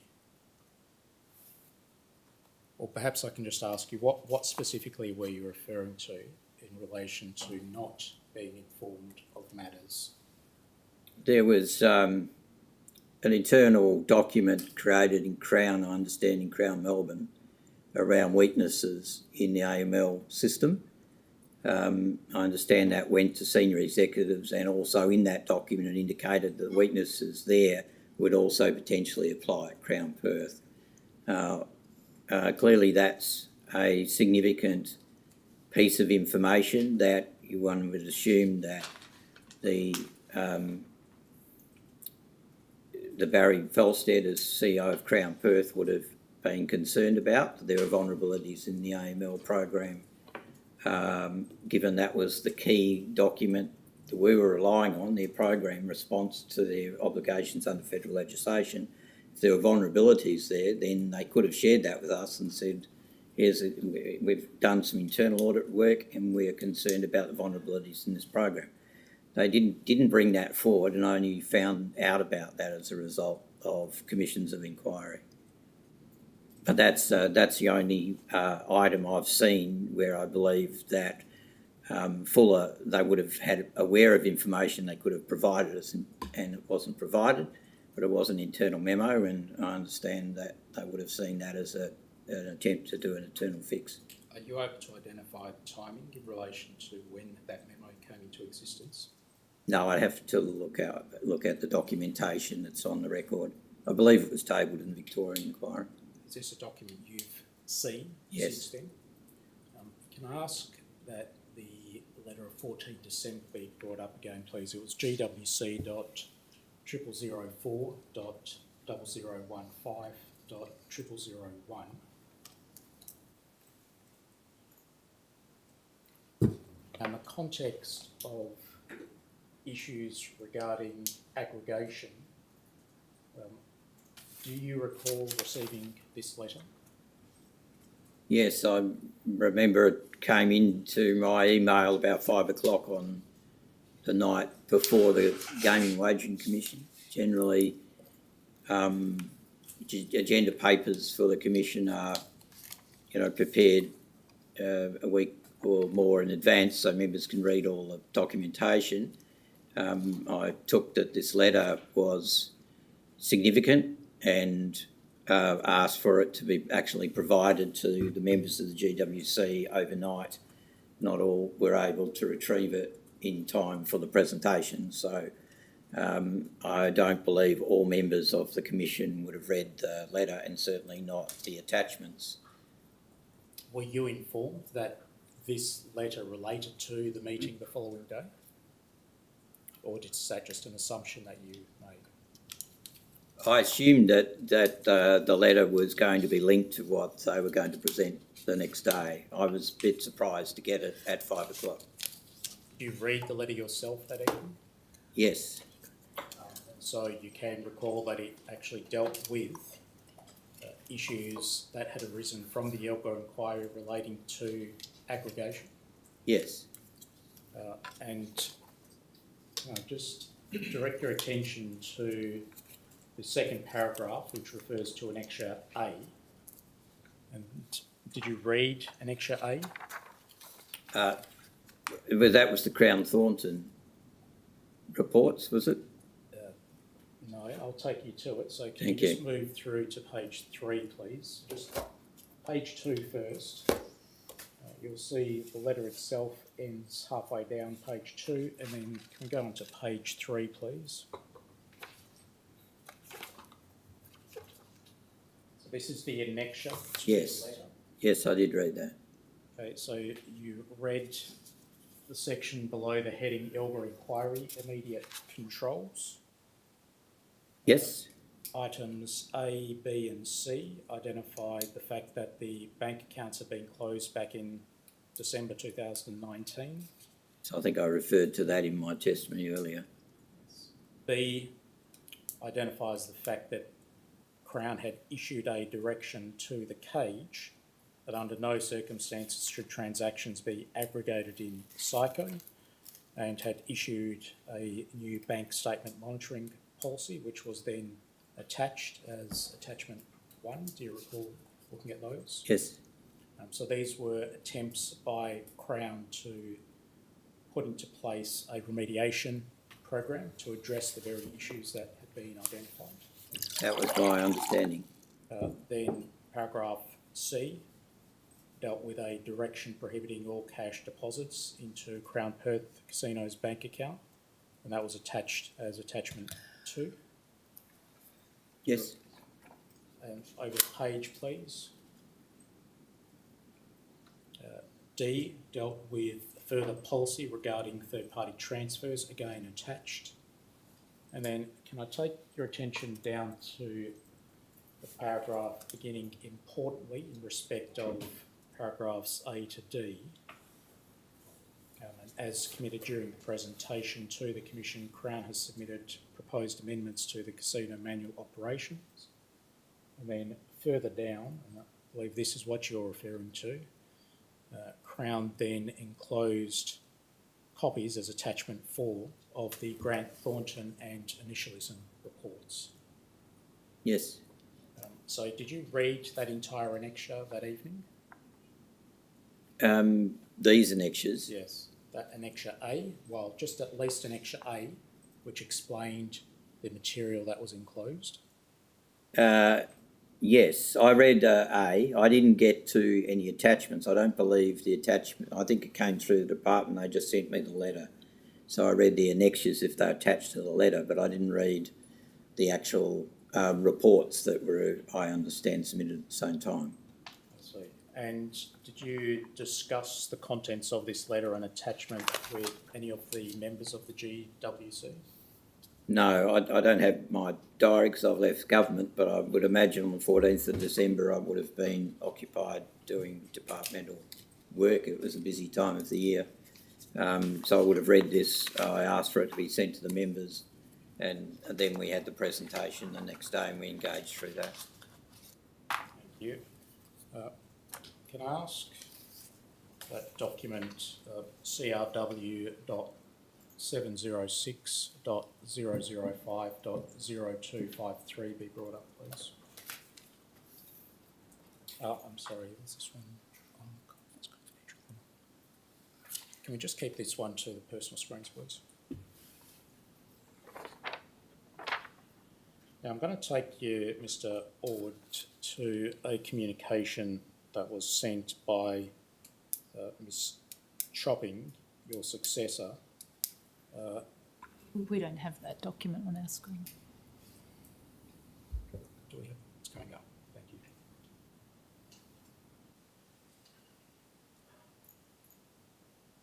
So you'll see halfway down the page there, Mr. Ord, there's an email from Ms. Chopping to Ms. Coonan on 16 June 2021.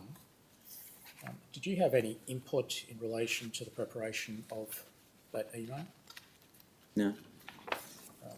I'll just ask you to look at the contents of the questions over the page. Can we just go to the next page, please?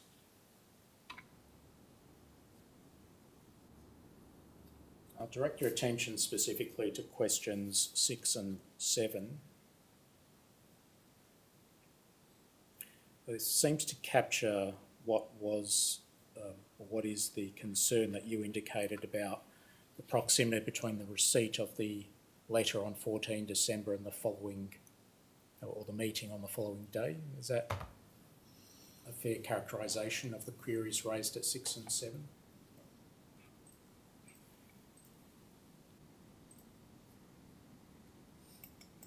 I'm sorry, what's the question you're asking me? So you indicated before that there were concerns, at least on the Commission's side, about the receipt of the letter on 14 December ahead of the meeting on the 15th of December. Is Yes. that what these queries relate to? Yes, I imagine that members were concerned that the timing of the letter and the presentation the next day were intended to, but they didn't have sufficient time to go through everything and therefore wouldn't have been informed enough to ask questions of Crown at that meeting. That would have been their... I don't think you're being asked to imagine anything, Mr. Ord. Did you have any conversations with members which indicated to you that those were their concerns? Yes. Or were they your concerns? No, they said that at the time. After Crown left the meeting, they said they were concerned that they'd only received information they thought relevant the night before. Thank you. Now, can I ask you then, did any of the members of the Commission or yourself actually ask any questions of Crown during that meeting regarding the contents of the 14 December letter? We asked questions on the presentation, which of course focused on all the measures Crown were doing which are essentially a rundown of that annexure A. So yes, we believe we were engaged in terms of what was presented to us at the meeting. I don't recall exactly everything that was presented at the meeting. I can't remember whether there was a PowerPoint or they just discussed it, but I was certainly aware that the intent was to give confidence to us that they had acted to address the critical risks that had been identified and to put those ameliorations in place. Thank you. Now, can we just bring up another document and just on the personal screens, please, CRW.706.005.0257.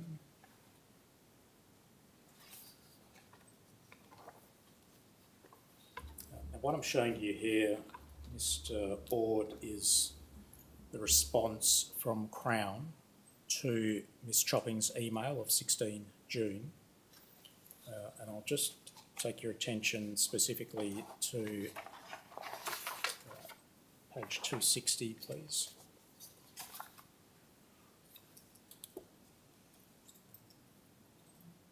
So you'll see here what is the combined, or the answer to, combined answer to questions 6 and 7 in that email that I took you to just a moment ago that Ms Chopping had sent.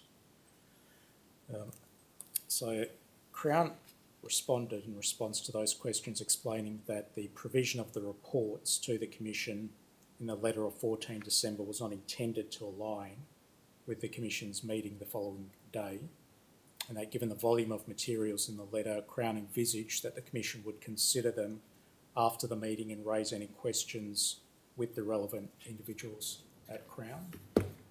Have you ever seen this response before?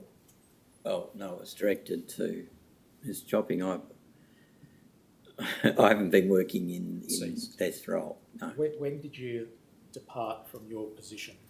30th of May. And has the contents of this response ever been conveyed to you since its receipt? No. Now, at the meeting on 15 December, what specifically, to the extent you can recall, was asked of Crown in relation to the matters raised in the annexure to the 14 December letter? Well, that's a very broad question, Mr. Garros. Is there anything in particular you want to know? Well, the aggregation issue.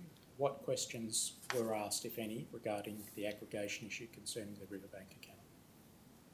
We were aware that, you remember, we were working to provide information ourselves to the Bergen Commission of Inquiry, and the inquiry was ongoing. I took it, the Crown's presentation to us was addressing the issue as to whether there were extant risks that they'd have reasonable expectation that we would give a directions notice to them to cease doing. And they were essentially assuring us that they had taken those actions preemptively. And we were satisfied that we would not have issued further directions beyond the actions that they had taken, because we didn't intend to close Crown until Bergen had reported. And we also weren't wishing to necessarily signal any information we were providing to the Royal Commission. So it would have been somewhat inappropriate to go into discussion on some critical documents, ultimately around which the entire Royal Commission hinged. But was there discussion at all about the remediation steps that had been taken as explained in that letter of 14 December? Yes, I believe we discussed those. In terms of the aggregation, we were comforted to that degree that Crown was actively dealing with the cage issues where aggregation had been identified as occurring, and that was going to cease as a result of Crown's interventions. And subsequent to the meeting of 15 December then, are you aware of the Commission or the Department raised any further queries with Crown regarding the subject matter of that letter of 14 December? No, as I said, we were waiting for the finalisation of Commissioner Bergen's findings before determining whether we needed to go and instigate our own inquiry, and ultimately, of course, we did. And that's what gave rise to this commission? Yes. I drafted the original terms of reference, which is very close to the ones that I've been put under the sword for doing. So talk about bringing it down upon yourself. Thank you, Mr. Roy. No further questions. Thank you, Mr. Garros. Yeah, anyone else? Mr. Evans. Thank you, Commissioner. Just a couple of questions, more arising out of Mr Garris than Ms Cahill. You've just been taking, Mr Ord, you recall, my name's Evans, I act for the Gaming Laundering Commission. Mr Garris has just taken you through the meeting of the 15th of December, which has assumed some importance in these proceedings. Can I put this question to you fairly directly? There were 3 senior executives of Crown present, I think, at that meeting. You recall Yes. that? Did any of them say in that meeting, to your recollection, aggregation is an issue in relation to which we've acted, but we now have evidence from consultants that we have appointed of actual money laundering through the Riverbank accounts?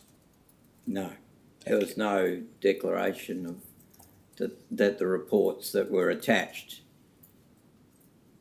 identified money laundering at the Perth casino. Clearly that would have been an extraordinary matter to be given immediately at that moment. The second point, and it's slightly related to that, can I take you to a bit of evidence you gave a moment ago, which is that you had a recollection that there was a document which had come into the public attention through the Melbourne proceedings, which was an internal document of Crown in relation to weaknesses in its internal controls in relation to money laundering. You recall that? Yes. Just so we've got no doubt about what that is, can we bring up document CRW.004.022.6540? And I'll just check if this rings any bells as to what the relevant document is. Now, this is what's called the 100-day report prepared by Louise Lane, the Group General Manager, AML. Is this the document to which you were referring? I believe so. Thank you. All right, now, the final thing I want to ask you, I will concede I may not have got this correct because I was listening on the feed this morning rather than being here. But Ms Cahill was taking you through some matters in relation to junkets. You recall that before the lunch and adjournment? And I took it that you said at one stage, when you were questioned about the role of the GWC in auditing junkets, that you thought that the GWC was doing probity audits on junkets once the gamblers got into the resort or got to the casino. Do you recall saying something to that effect? Yeah, well, the focus, I think I gave clear testimony very upfront in this, that the focus of, or which we believe the Act's focus, was on ensuring the integrity of the operations of the casino, and not, from my read of the legislation, saying we had to be aware of where the money was coming from, that people chose to gamble and so on. And so that was the question I was going to put to you, was when you were talking about probity there, you were talking about the integrity of the games and the gaming process. Yes, receipt of funds, the appropriateness, because clearly with money laundering, I suppose you could money launder by gambling and losing and taking your winnings, whatever's left over, and saying, well, that's now clean, or you might put it into a bank account and take it out again and do no gambling. Yeah. So my assumption was that our oversight of the way in which funds were taken in through the cage and accounted for was being checked through our audit processes, and therefore the potential of what I think was referred to as smurfing should not have been there. But if that was done in the banking system, not in the gaming account system, then I believe our ability to track that was problematic, and that's why I said I thought we needed additional legislative powers and probably additional expertise to go and analyse the receipt of funds in the casino from the point in which it's deposited at a bank. So the probity audits with which you were concerned and which you were referring to there are essentially A, the integrity of the playing of the game, whatever that may be, and B, the drawing and cashing of chips or other means for presenting value in that game. Yes. Yeah, thank you. No further questions. Thank you, Mr Evans. Yes, Mr Malone. Thank you. I'm Malone, Mr Ord. I appear on behalf of Mr Connolly. Yes. This commission has heard evidence from Mr Connolly as to the various roles and responsibilities he had within the department. And I just want to, being the individual who was his Director General for a while, take you through that and get your comment on that. Mr Connolly has provided evidence that he was responsible to some degree in the area of local government. Would you agree that he had responsibilities in that space? Yes. That included being the presiding member of the Local Government Standards Panel. Yes. Mr. Connolly also had responsibilities in the gaming and wagering space, more generally than just the subject of this commission. Yes. He had responsibilities in the areas of liquor, Yes. combat sports. Yes. He also provided first responses to ministerial questions. Indeed. Yes. And since the onset of COVID-19, he also had responsibilities under the government's emergency response to Yes. that virus. In your view, was Mr. Connolly provided with these, charged with these responsibilities because of his professionalism Yes. and because of his competence? Yes. I mean, merging the departments, there was only one Deputy Director General position in any of the departments that merged, so we merged a range of small departments. As Deputy Director General with a background in regulatory practice, and because of my responsibilities for running a business and also, across sport and arts and all the other bits that I had responsibility for, I created the Deputy Director General regulation. Yes. And so that our regulatory staff, including local government regulators and so on, could form up into a regulatory division. Yes. That then meant that even though we were reducing staff numbers fairly considerably, we were also utilising the capacities across a range of different things. So, for instance, local government had a series of police investigators, and they proved useful to adding to our broader investigative team because RGL didn't have that expertise. I think you heard that we used to have a police presence and then that was lost. So we did everything we could to strengthen it, but Mr. Connolly ended up being the head of that whole regulatory division. Yes. And in respect of each of those areas I've just taken you through, each one required significant time to be invested by Mr. Connolly and Yes. focus. Yes. And I'll put this to you quite directly. In undertaking all of these roles that Mr. Connolly had, would you say there was enough hours in the day to get each job done that each segment of the office required? Mr. Connolly was under enormous pressure because of the circumstances we were facing in, I think I mentioned earlier, we had inquiries around the harm of liquor. It was well documented in the media around Yes. Roban event and so on. There was also something like the City of Perth inquiry. City as of well. Perth inquiry, a number of other inquiries. Yes. We were being litigated against. It was a real joy. Yes. So to my question then, there was a number of matters that required significant focus and time to be put towards them. You would agree with that statement? Yes. Yes. No further questions. Thank you, Commissioner. Thank you, Mr. Miller. Ms. Young? No? Thank you. Mr. Murphy? One question. If you'd, Mr. Ord, if you clarify for me, Council took you to in talking about junket regulation, a document, the National Competition Policy Legislative Review of the Casino Control Act, which talked about reducing restrictions on junkets. Can you just clarify? My understanding is that that's a document prepared by the department. The department prepared that review. If you don't know, that's fine. This happened in 2012, long before my time, but I understand that there was the Productivity Commission report. It then came down to the department to prepare a paper on what that would look like if the state dealt with that recommendation from the public sector. So yes, I think you're right that the final report was drafted by the department. That's fine. Thank you, Commissioner. Thank you, Commissioner Murphy. Mr. Ord, I have a few questions. In respect of the relationship between Mr. Connolly and employees of Crown Perth, whilst you were Director General, you had a conversation with Mr. Connolly, one or more conversations with Mr. Connolly about his relationship with Mr. Murray, is that right? After I became aware of it, yes. Yes. Well, how did you become aware of it? Mr. Murray, after Mr. Preston stood down, so traditionally we dealt at the Game and Wagering Commission with Josh Preston. He stood down at the following his questioning at the Bergen inquiry. we were to have one of the Crown presentations at Gaming Wagering Commission, and Claude Murray was to take the role of legal representative for Crown at that meeting.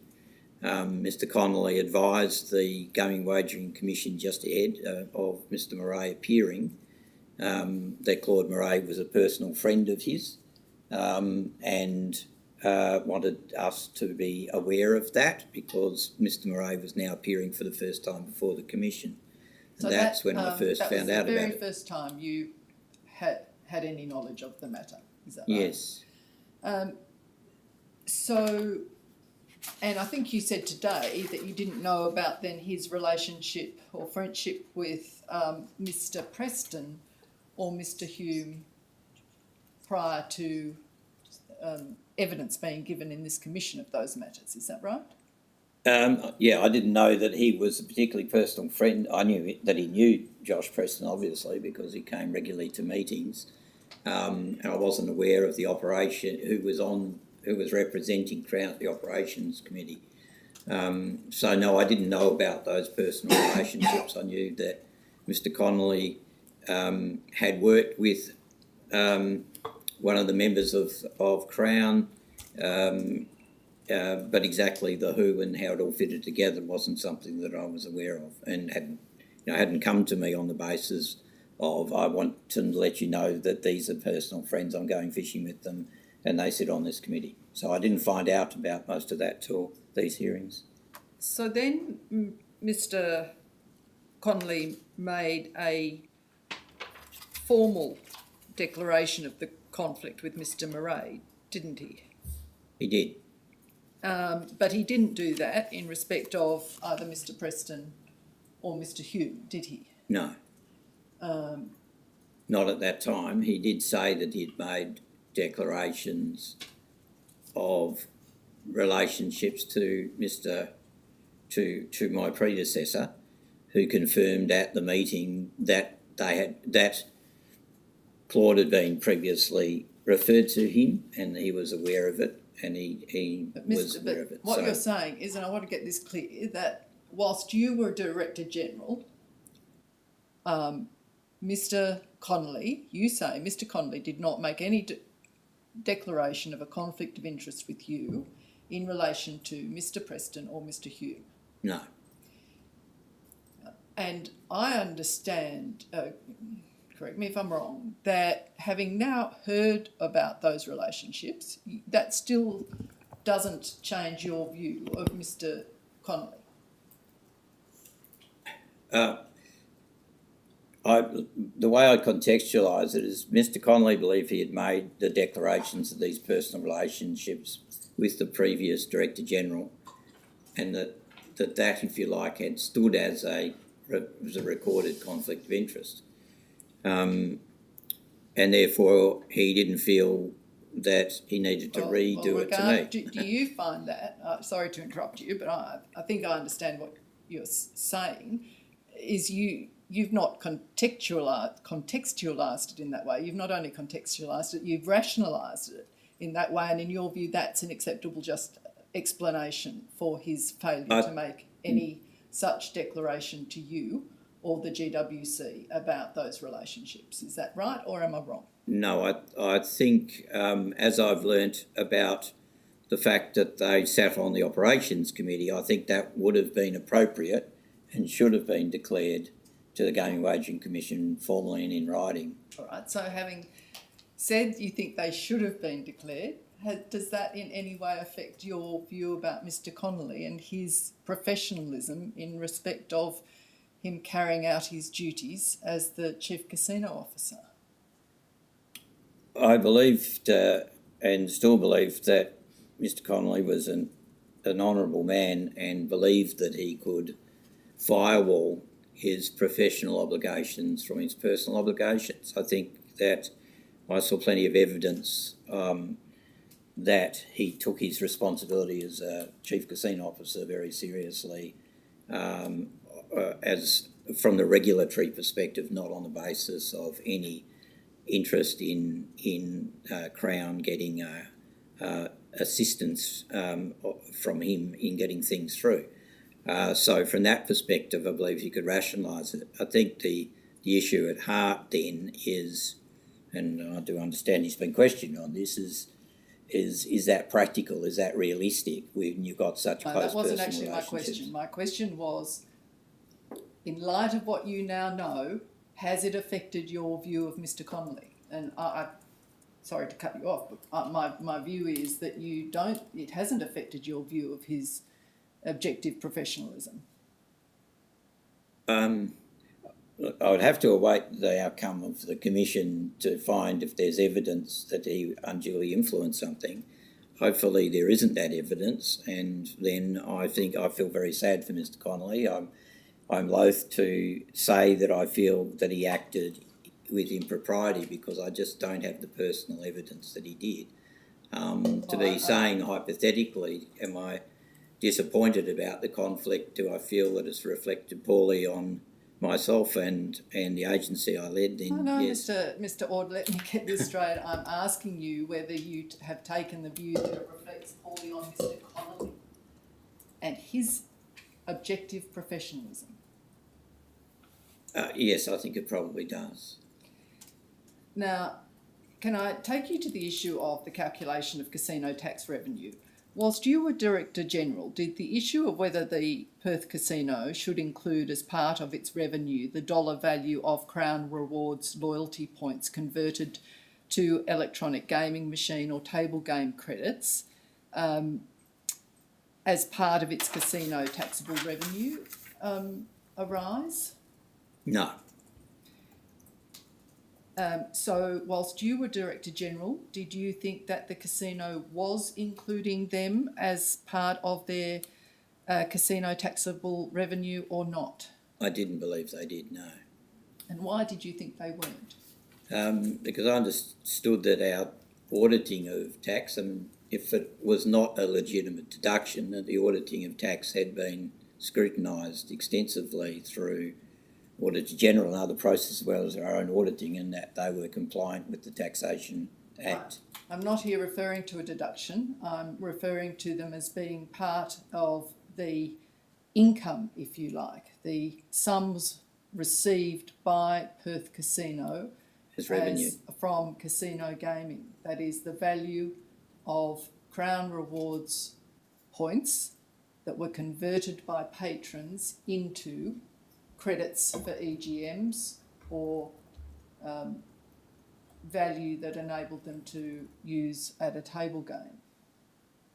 Then the answer is no. So you didn't know whether or not they were included as part of revenue. No. The Problem Gaming Support Services Committee, what is your understanding?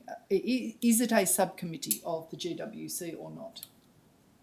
It was established, as I understand, effectively to act as a subcommittee, but on the basis that it was to bring together said key stakeholders and would be chaired by a member of the GWC.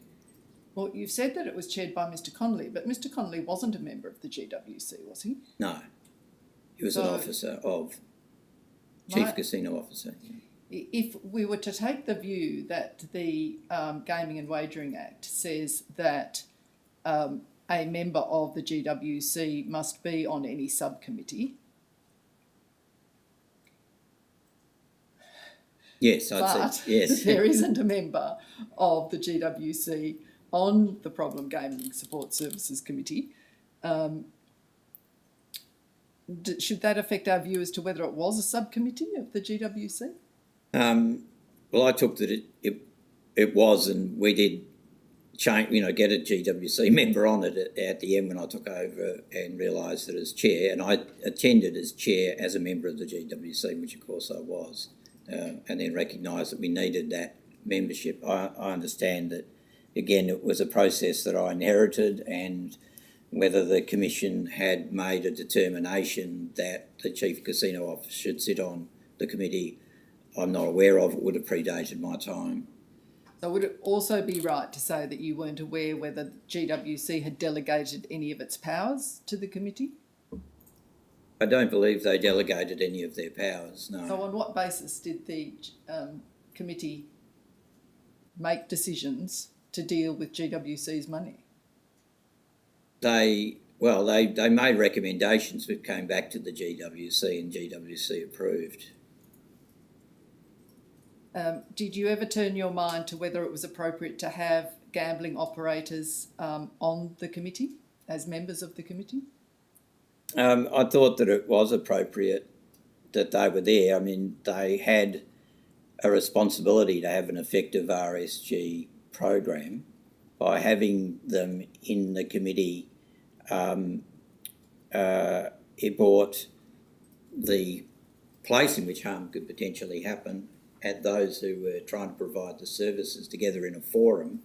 The forum was to try to get the best outcomes for people who might have a gambling problem. So it would seem productive to have them there, contributing the intelligence that they knew around their programs, activities and things they were doing themselves. Just to play devil's advocate in this regard, would you then think it was appropriate to have tobacco manufacturers on an anti-smoking committee? No.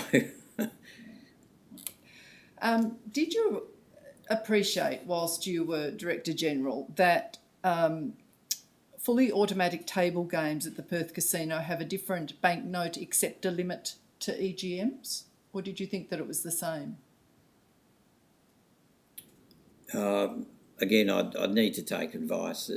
It's not something I recall that we discussed. Do you recall whether at any time the department or the GWC approved the Perth Casino opening the pool room during any COVID lockdown period?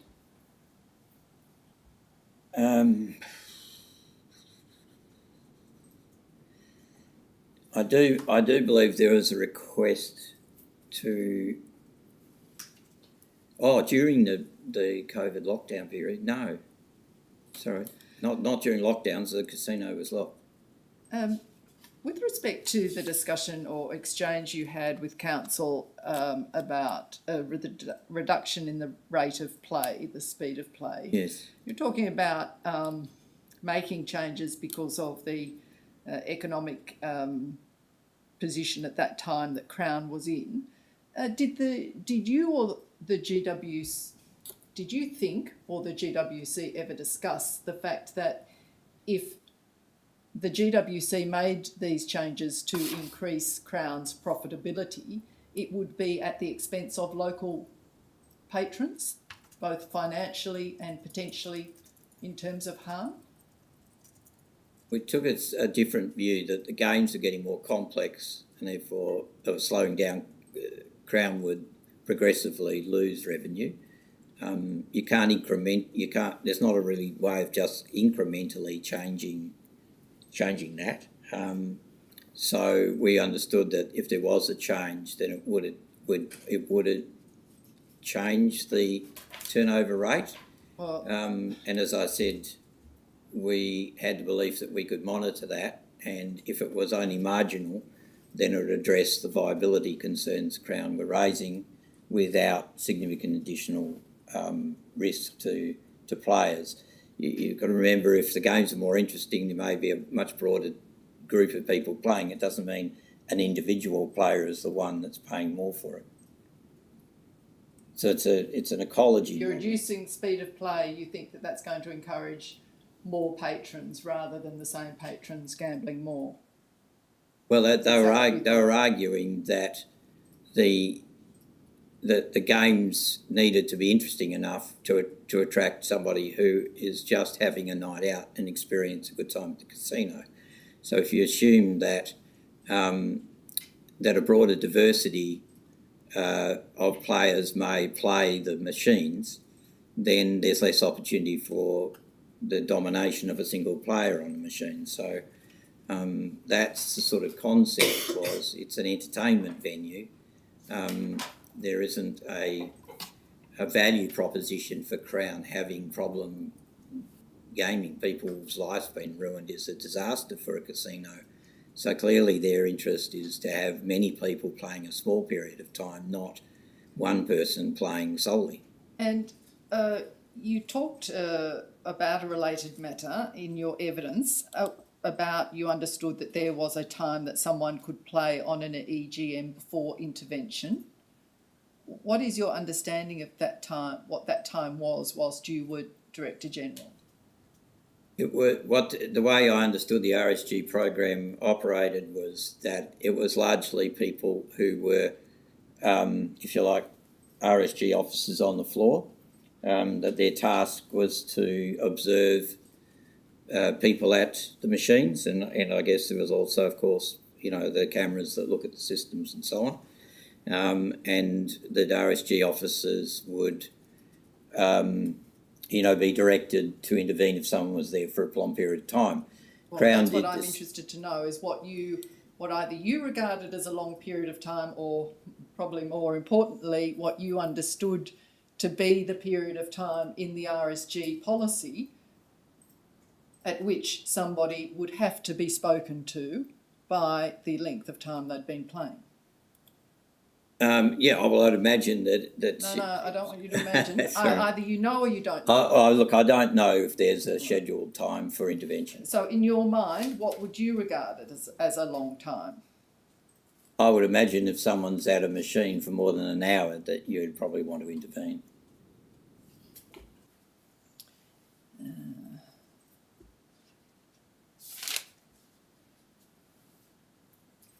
Final matter,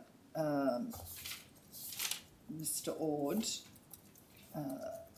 This has got to do with what you understand to be the effect of the reduction in the rate of play. And I just understand, in respect of a machine with bells and whistles, one, on a losing game, how long do you think that would take between when a player can press the start button to start the game to when they can press the button to start a new game? Under our standards, 5 seconds. If that was a losing game, no bells and whistles, how long would it take? No bells and whistles. Well, sorry. I think I probably misled you before. So it's a game that is capable of having jackpots and bonus plays, but on this particular occasion, it's a losing game. Somebody puts their dollar in, presses a button to start the game. How long do you say it is before they can press the button to start a new game if they've lost on that first game? Well, that's a technical. I'd have to get advice from a gaming expert on the technical differential between average speed rates on a single machine and the exact performance game by game by game. But I understand the gap between an effective game, press and being able to do it again is the 5 second rule, whether it's losing or winning. When it assumes if there's winning and there's a lot of other things, it's longer. Just one other question on that. Did you understand when Crown presented to GWC on this topic that the average time they said it took to play a game with bonuses and jackpots, free games, etc., included, in determining that average, they'd taken into account periods of time where the players were not playing at all? In terms of assessing the 8 second rule? No, I mean, if they did time out and have a drink or something, no, obviously you couldn't include that in the data. Thank you, Mr. Ord. Anything arising, Ms. Kay? Yes, thank you, Your Honour. Just very briefly, just in relation to Mr. Garris's questions about the relaxation of junket regulations by the GWC.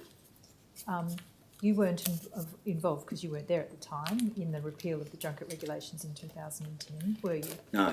So you can't speak to the reasons why the GWC recommended the repeal of those regulations or why they were in fact repealed? No. And in relation to the amendments to the casino manual, they preceded My time.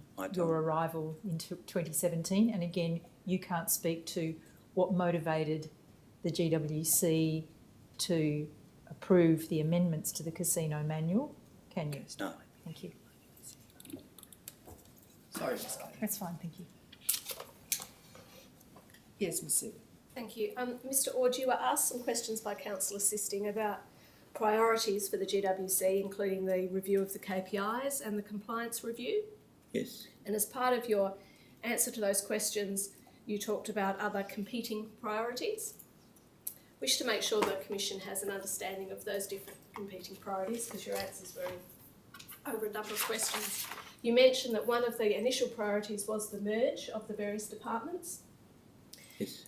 In terms of other priorities you identified as part of that merge, you mentioned, I think, the cloud and cyber security issues you had to deal with, merger of IT systems, Yes. and then staff positions, including any staff cuts that had to take place as part of that process. Yes. Were there any other priorities that you, as the Director General of this new large department, in terms of the merger, had to deal with in that first year? There was fairly significant election commitments around legislative reform. So, you know, we've talked a lot about harm today, and as I indicated, there was considerable community concern around the harm of liquor. The legislative reforms, which had to be enacted by the same team that essentially looks after gaming, were related to changes to liquor bans, the scale of liquor bans and all these sort of things around ability for to establish regulations to do with mail order liquor and also matters to do with being able to seize liquor from grog runners and stuff like this. So very complex, needed a lot of community consultation, and we were also running the Section 64's inquiries into liquor harm in the Pilbara and Kimberley. So the legislation was an absolute priority of government to get the legislation through, obviously in response to what became known as the Robin inquiry. And, you know, as I said, lives were at risk, and we did prioritise those sort of matters. I had the unfortunate death in combat sports, so that was also another matter going, and of course there was the panel inquiry into the city of Perth, which we were supporting, and, you know, there was an enormous amount of work that needed to happen from the regulatory team in supporting all of those matters. So you've mentioned... And Local Government Act, sorry, there was a whole tranche of new Local Government Act as well. Now, those matters you've just mentioned then, the liquor matters, combat sports, City of Perth, did all of those involve the same officers as would also be servicing the GWC, or only some of those programs? Well, key officers that service the GWC, like particularly Mr Connolly and others, senior staff, had to be involved in all of those because of the seniority of oversight of the drafting of drafting orders for legislation and all the rest of it. So it was a very intense period to get that work through the Parliament. We were successful in getting all of our legislative agenda through.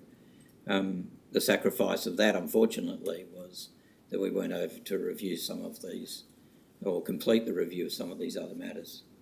And those programs you've just spoken about, what period of time did it take for those programs to be completed once you took over in 2007? Essentially 2 years, pretty well. We got the legislation for liquor through, I think, by about mid-19, and local government final ones were right up to the death knock on the election. So it took 4 years for local government. And were there any other priorities that you wish to inform the Royal Commission about that impacted on your ability to also deal with the GWC priorities? Well, as I said, the KPIs, they're not KPIs that can be determined by the Commission. They're KPIs that are determined by Treasury and the Office of Auditor General. So you have to prepare potential KPIs and then work with Treasury and OAGS to meet, if they meet their objectives. We found, given that we were doing something, aggregating something like 60 KPIs across the whole department, that was really intense work. And the Office of Auditor General, I don't need to lecture a former Auditor General, required a very clear line of sight around how you could verify the integrity of the data that went into the KPI. I'm sure the Auditor General will have a view that a number of small agencies, the line of sight down to the source information or source data wasn't as strong as the expectation became. For give an example, in arts we had a KPI related to the number of paid attendances of venues. That had been used for a long period of time. Companies reported their outcomes, and we took their data and turned it into the KPI. They said, but you don't go into the ticketing system to prove that dollar figure, so we won't accept it. So they were the sort of problems that we were dealing with, the total upending of all of the way in which KPIs across the whole department had previously been configured and approved, and that's where we were at. We were trying to get them done, but it was a huge body of work and very difficult. And Auditor General's had a view around those that were particularly of great priority. No further questions. Thank you, Ms Seawood. Mr Ord, that concludes your evidence this afternoon. It's been a long day, I know. So the situation is that because Commissioner Owen is not here, he may have some questions remaining. I doubt very much whether you will be required to return for further oral testimony, but it is possible that you will be asked to answer in writing some questions. So we will leave the summons in place, but this is probably the last time we will see you. So thank you very much for your testimony today, and we will adjourn until 10 a.m. tomorrow morning. All rise.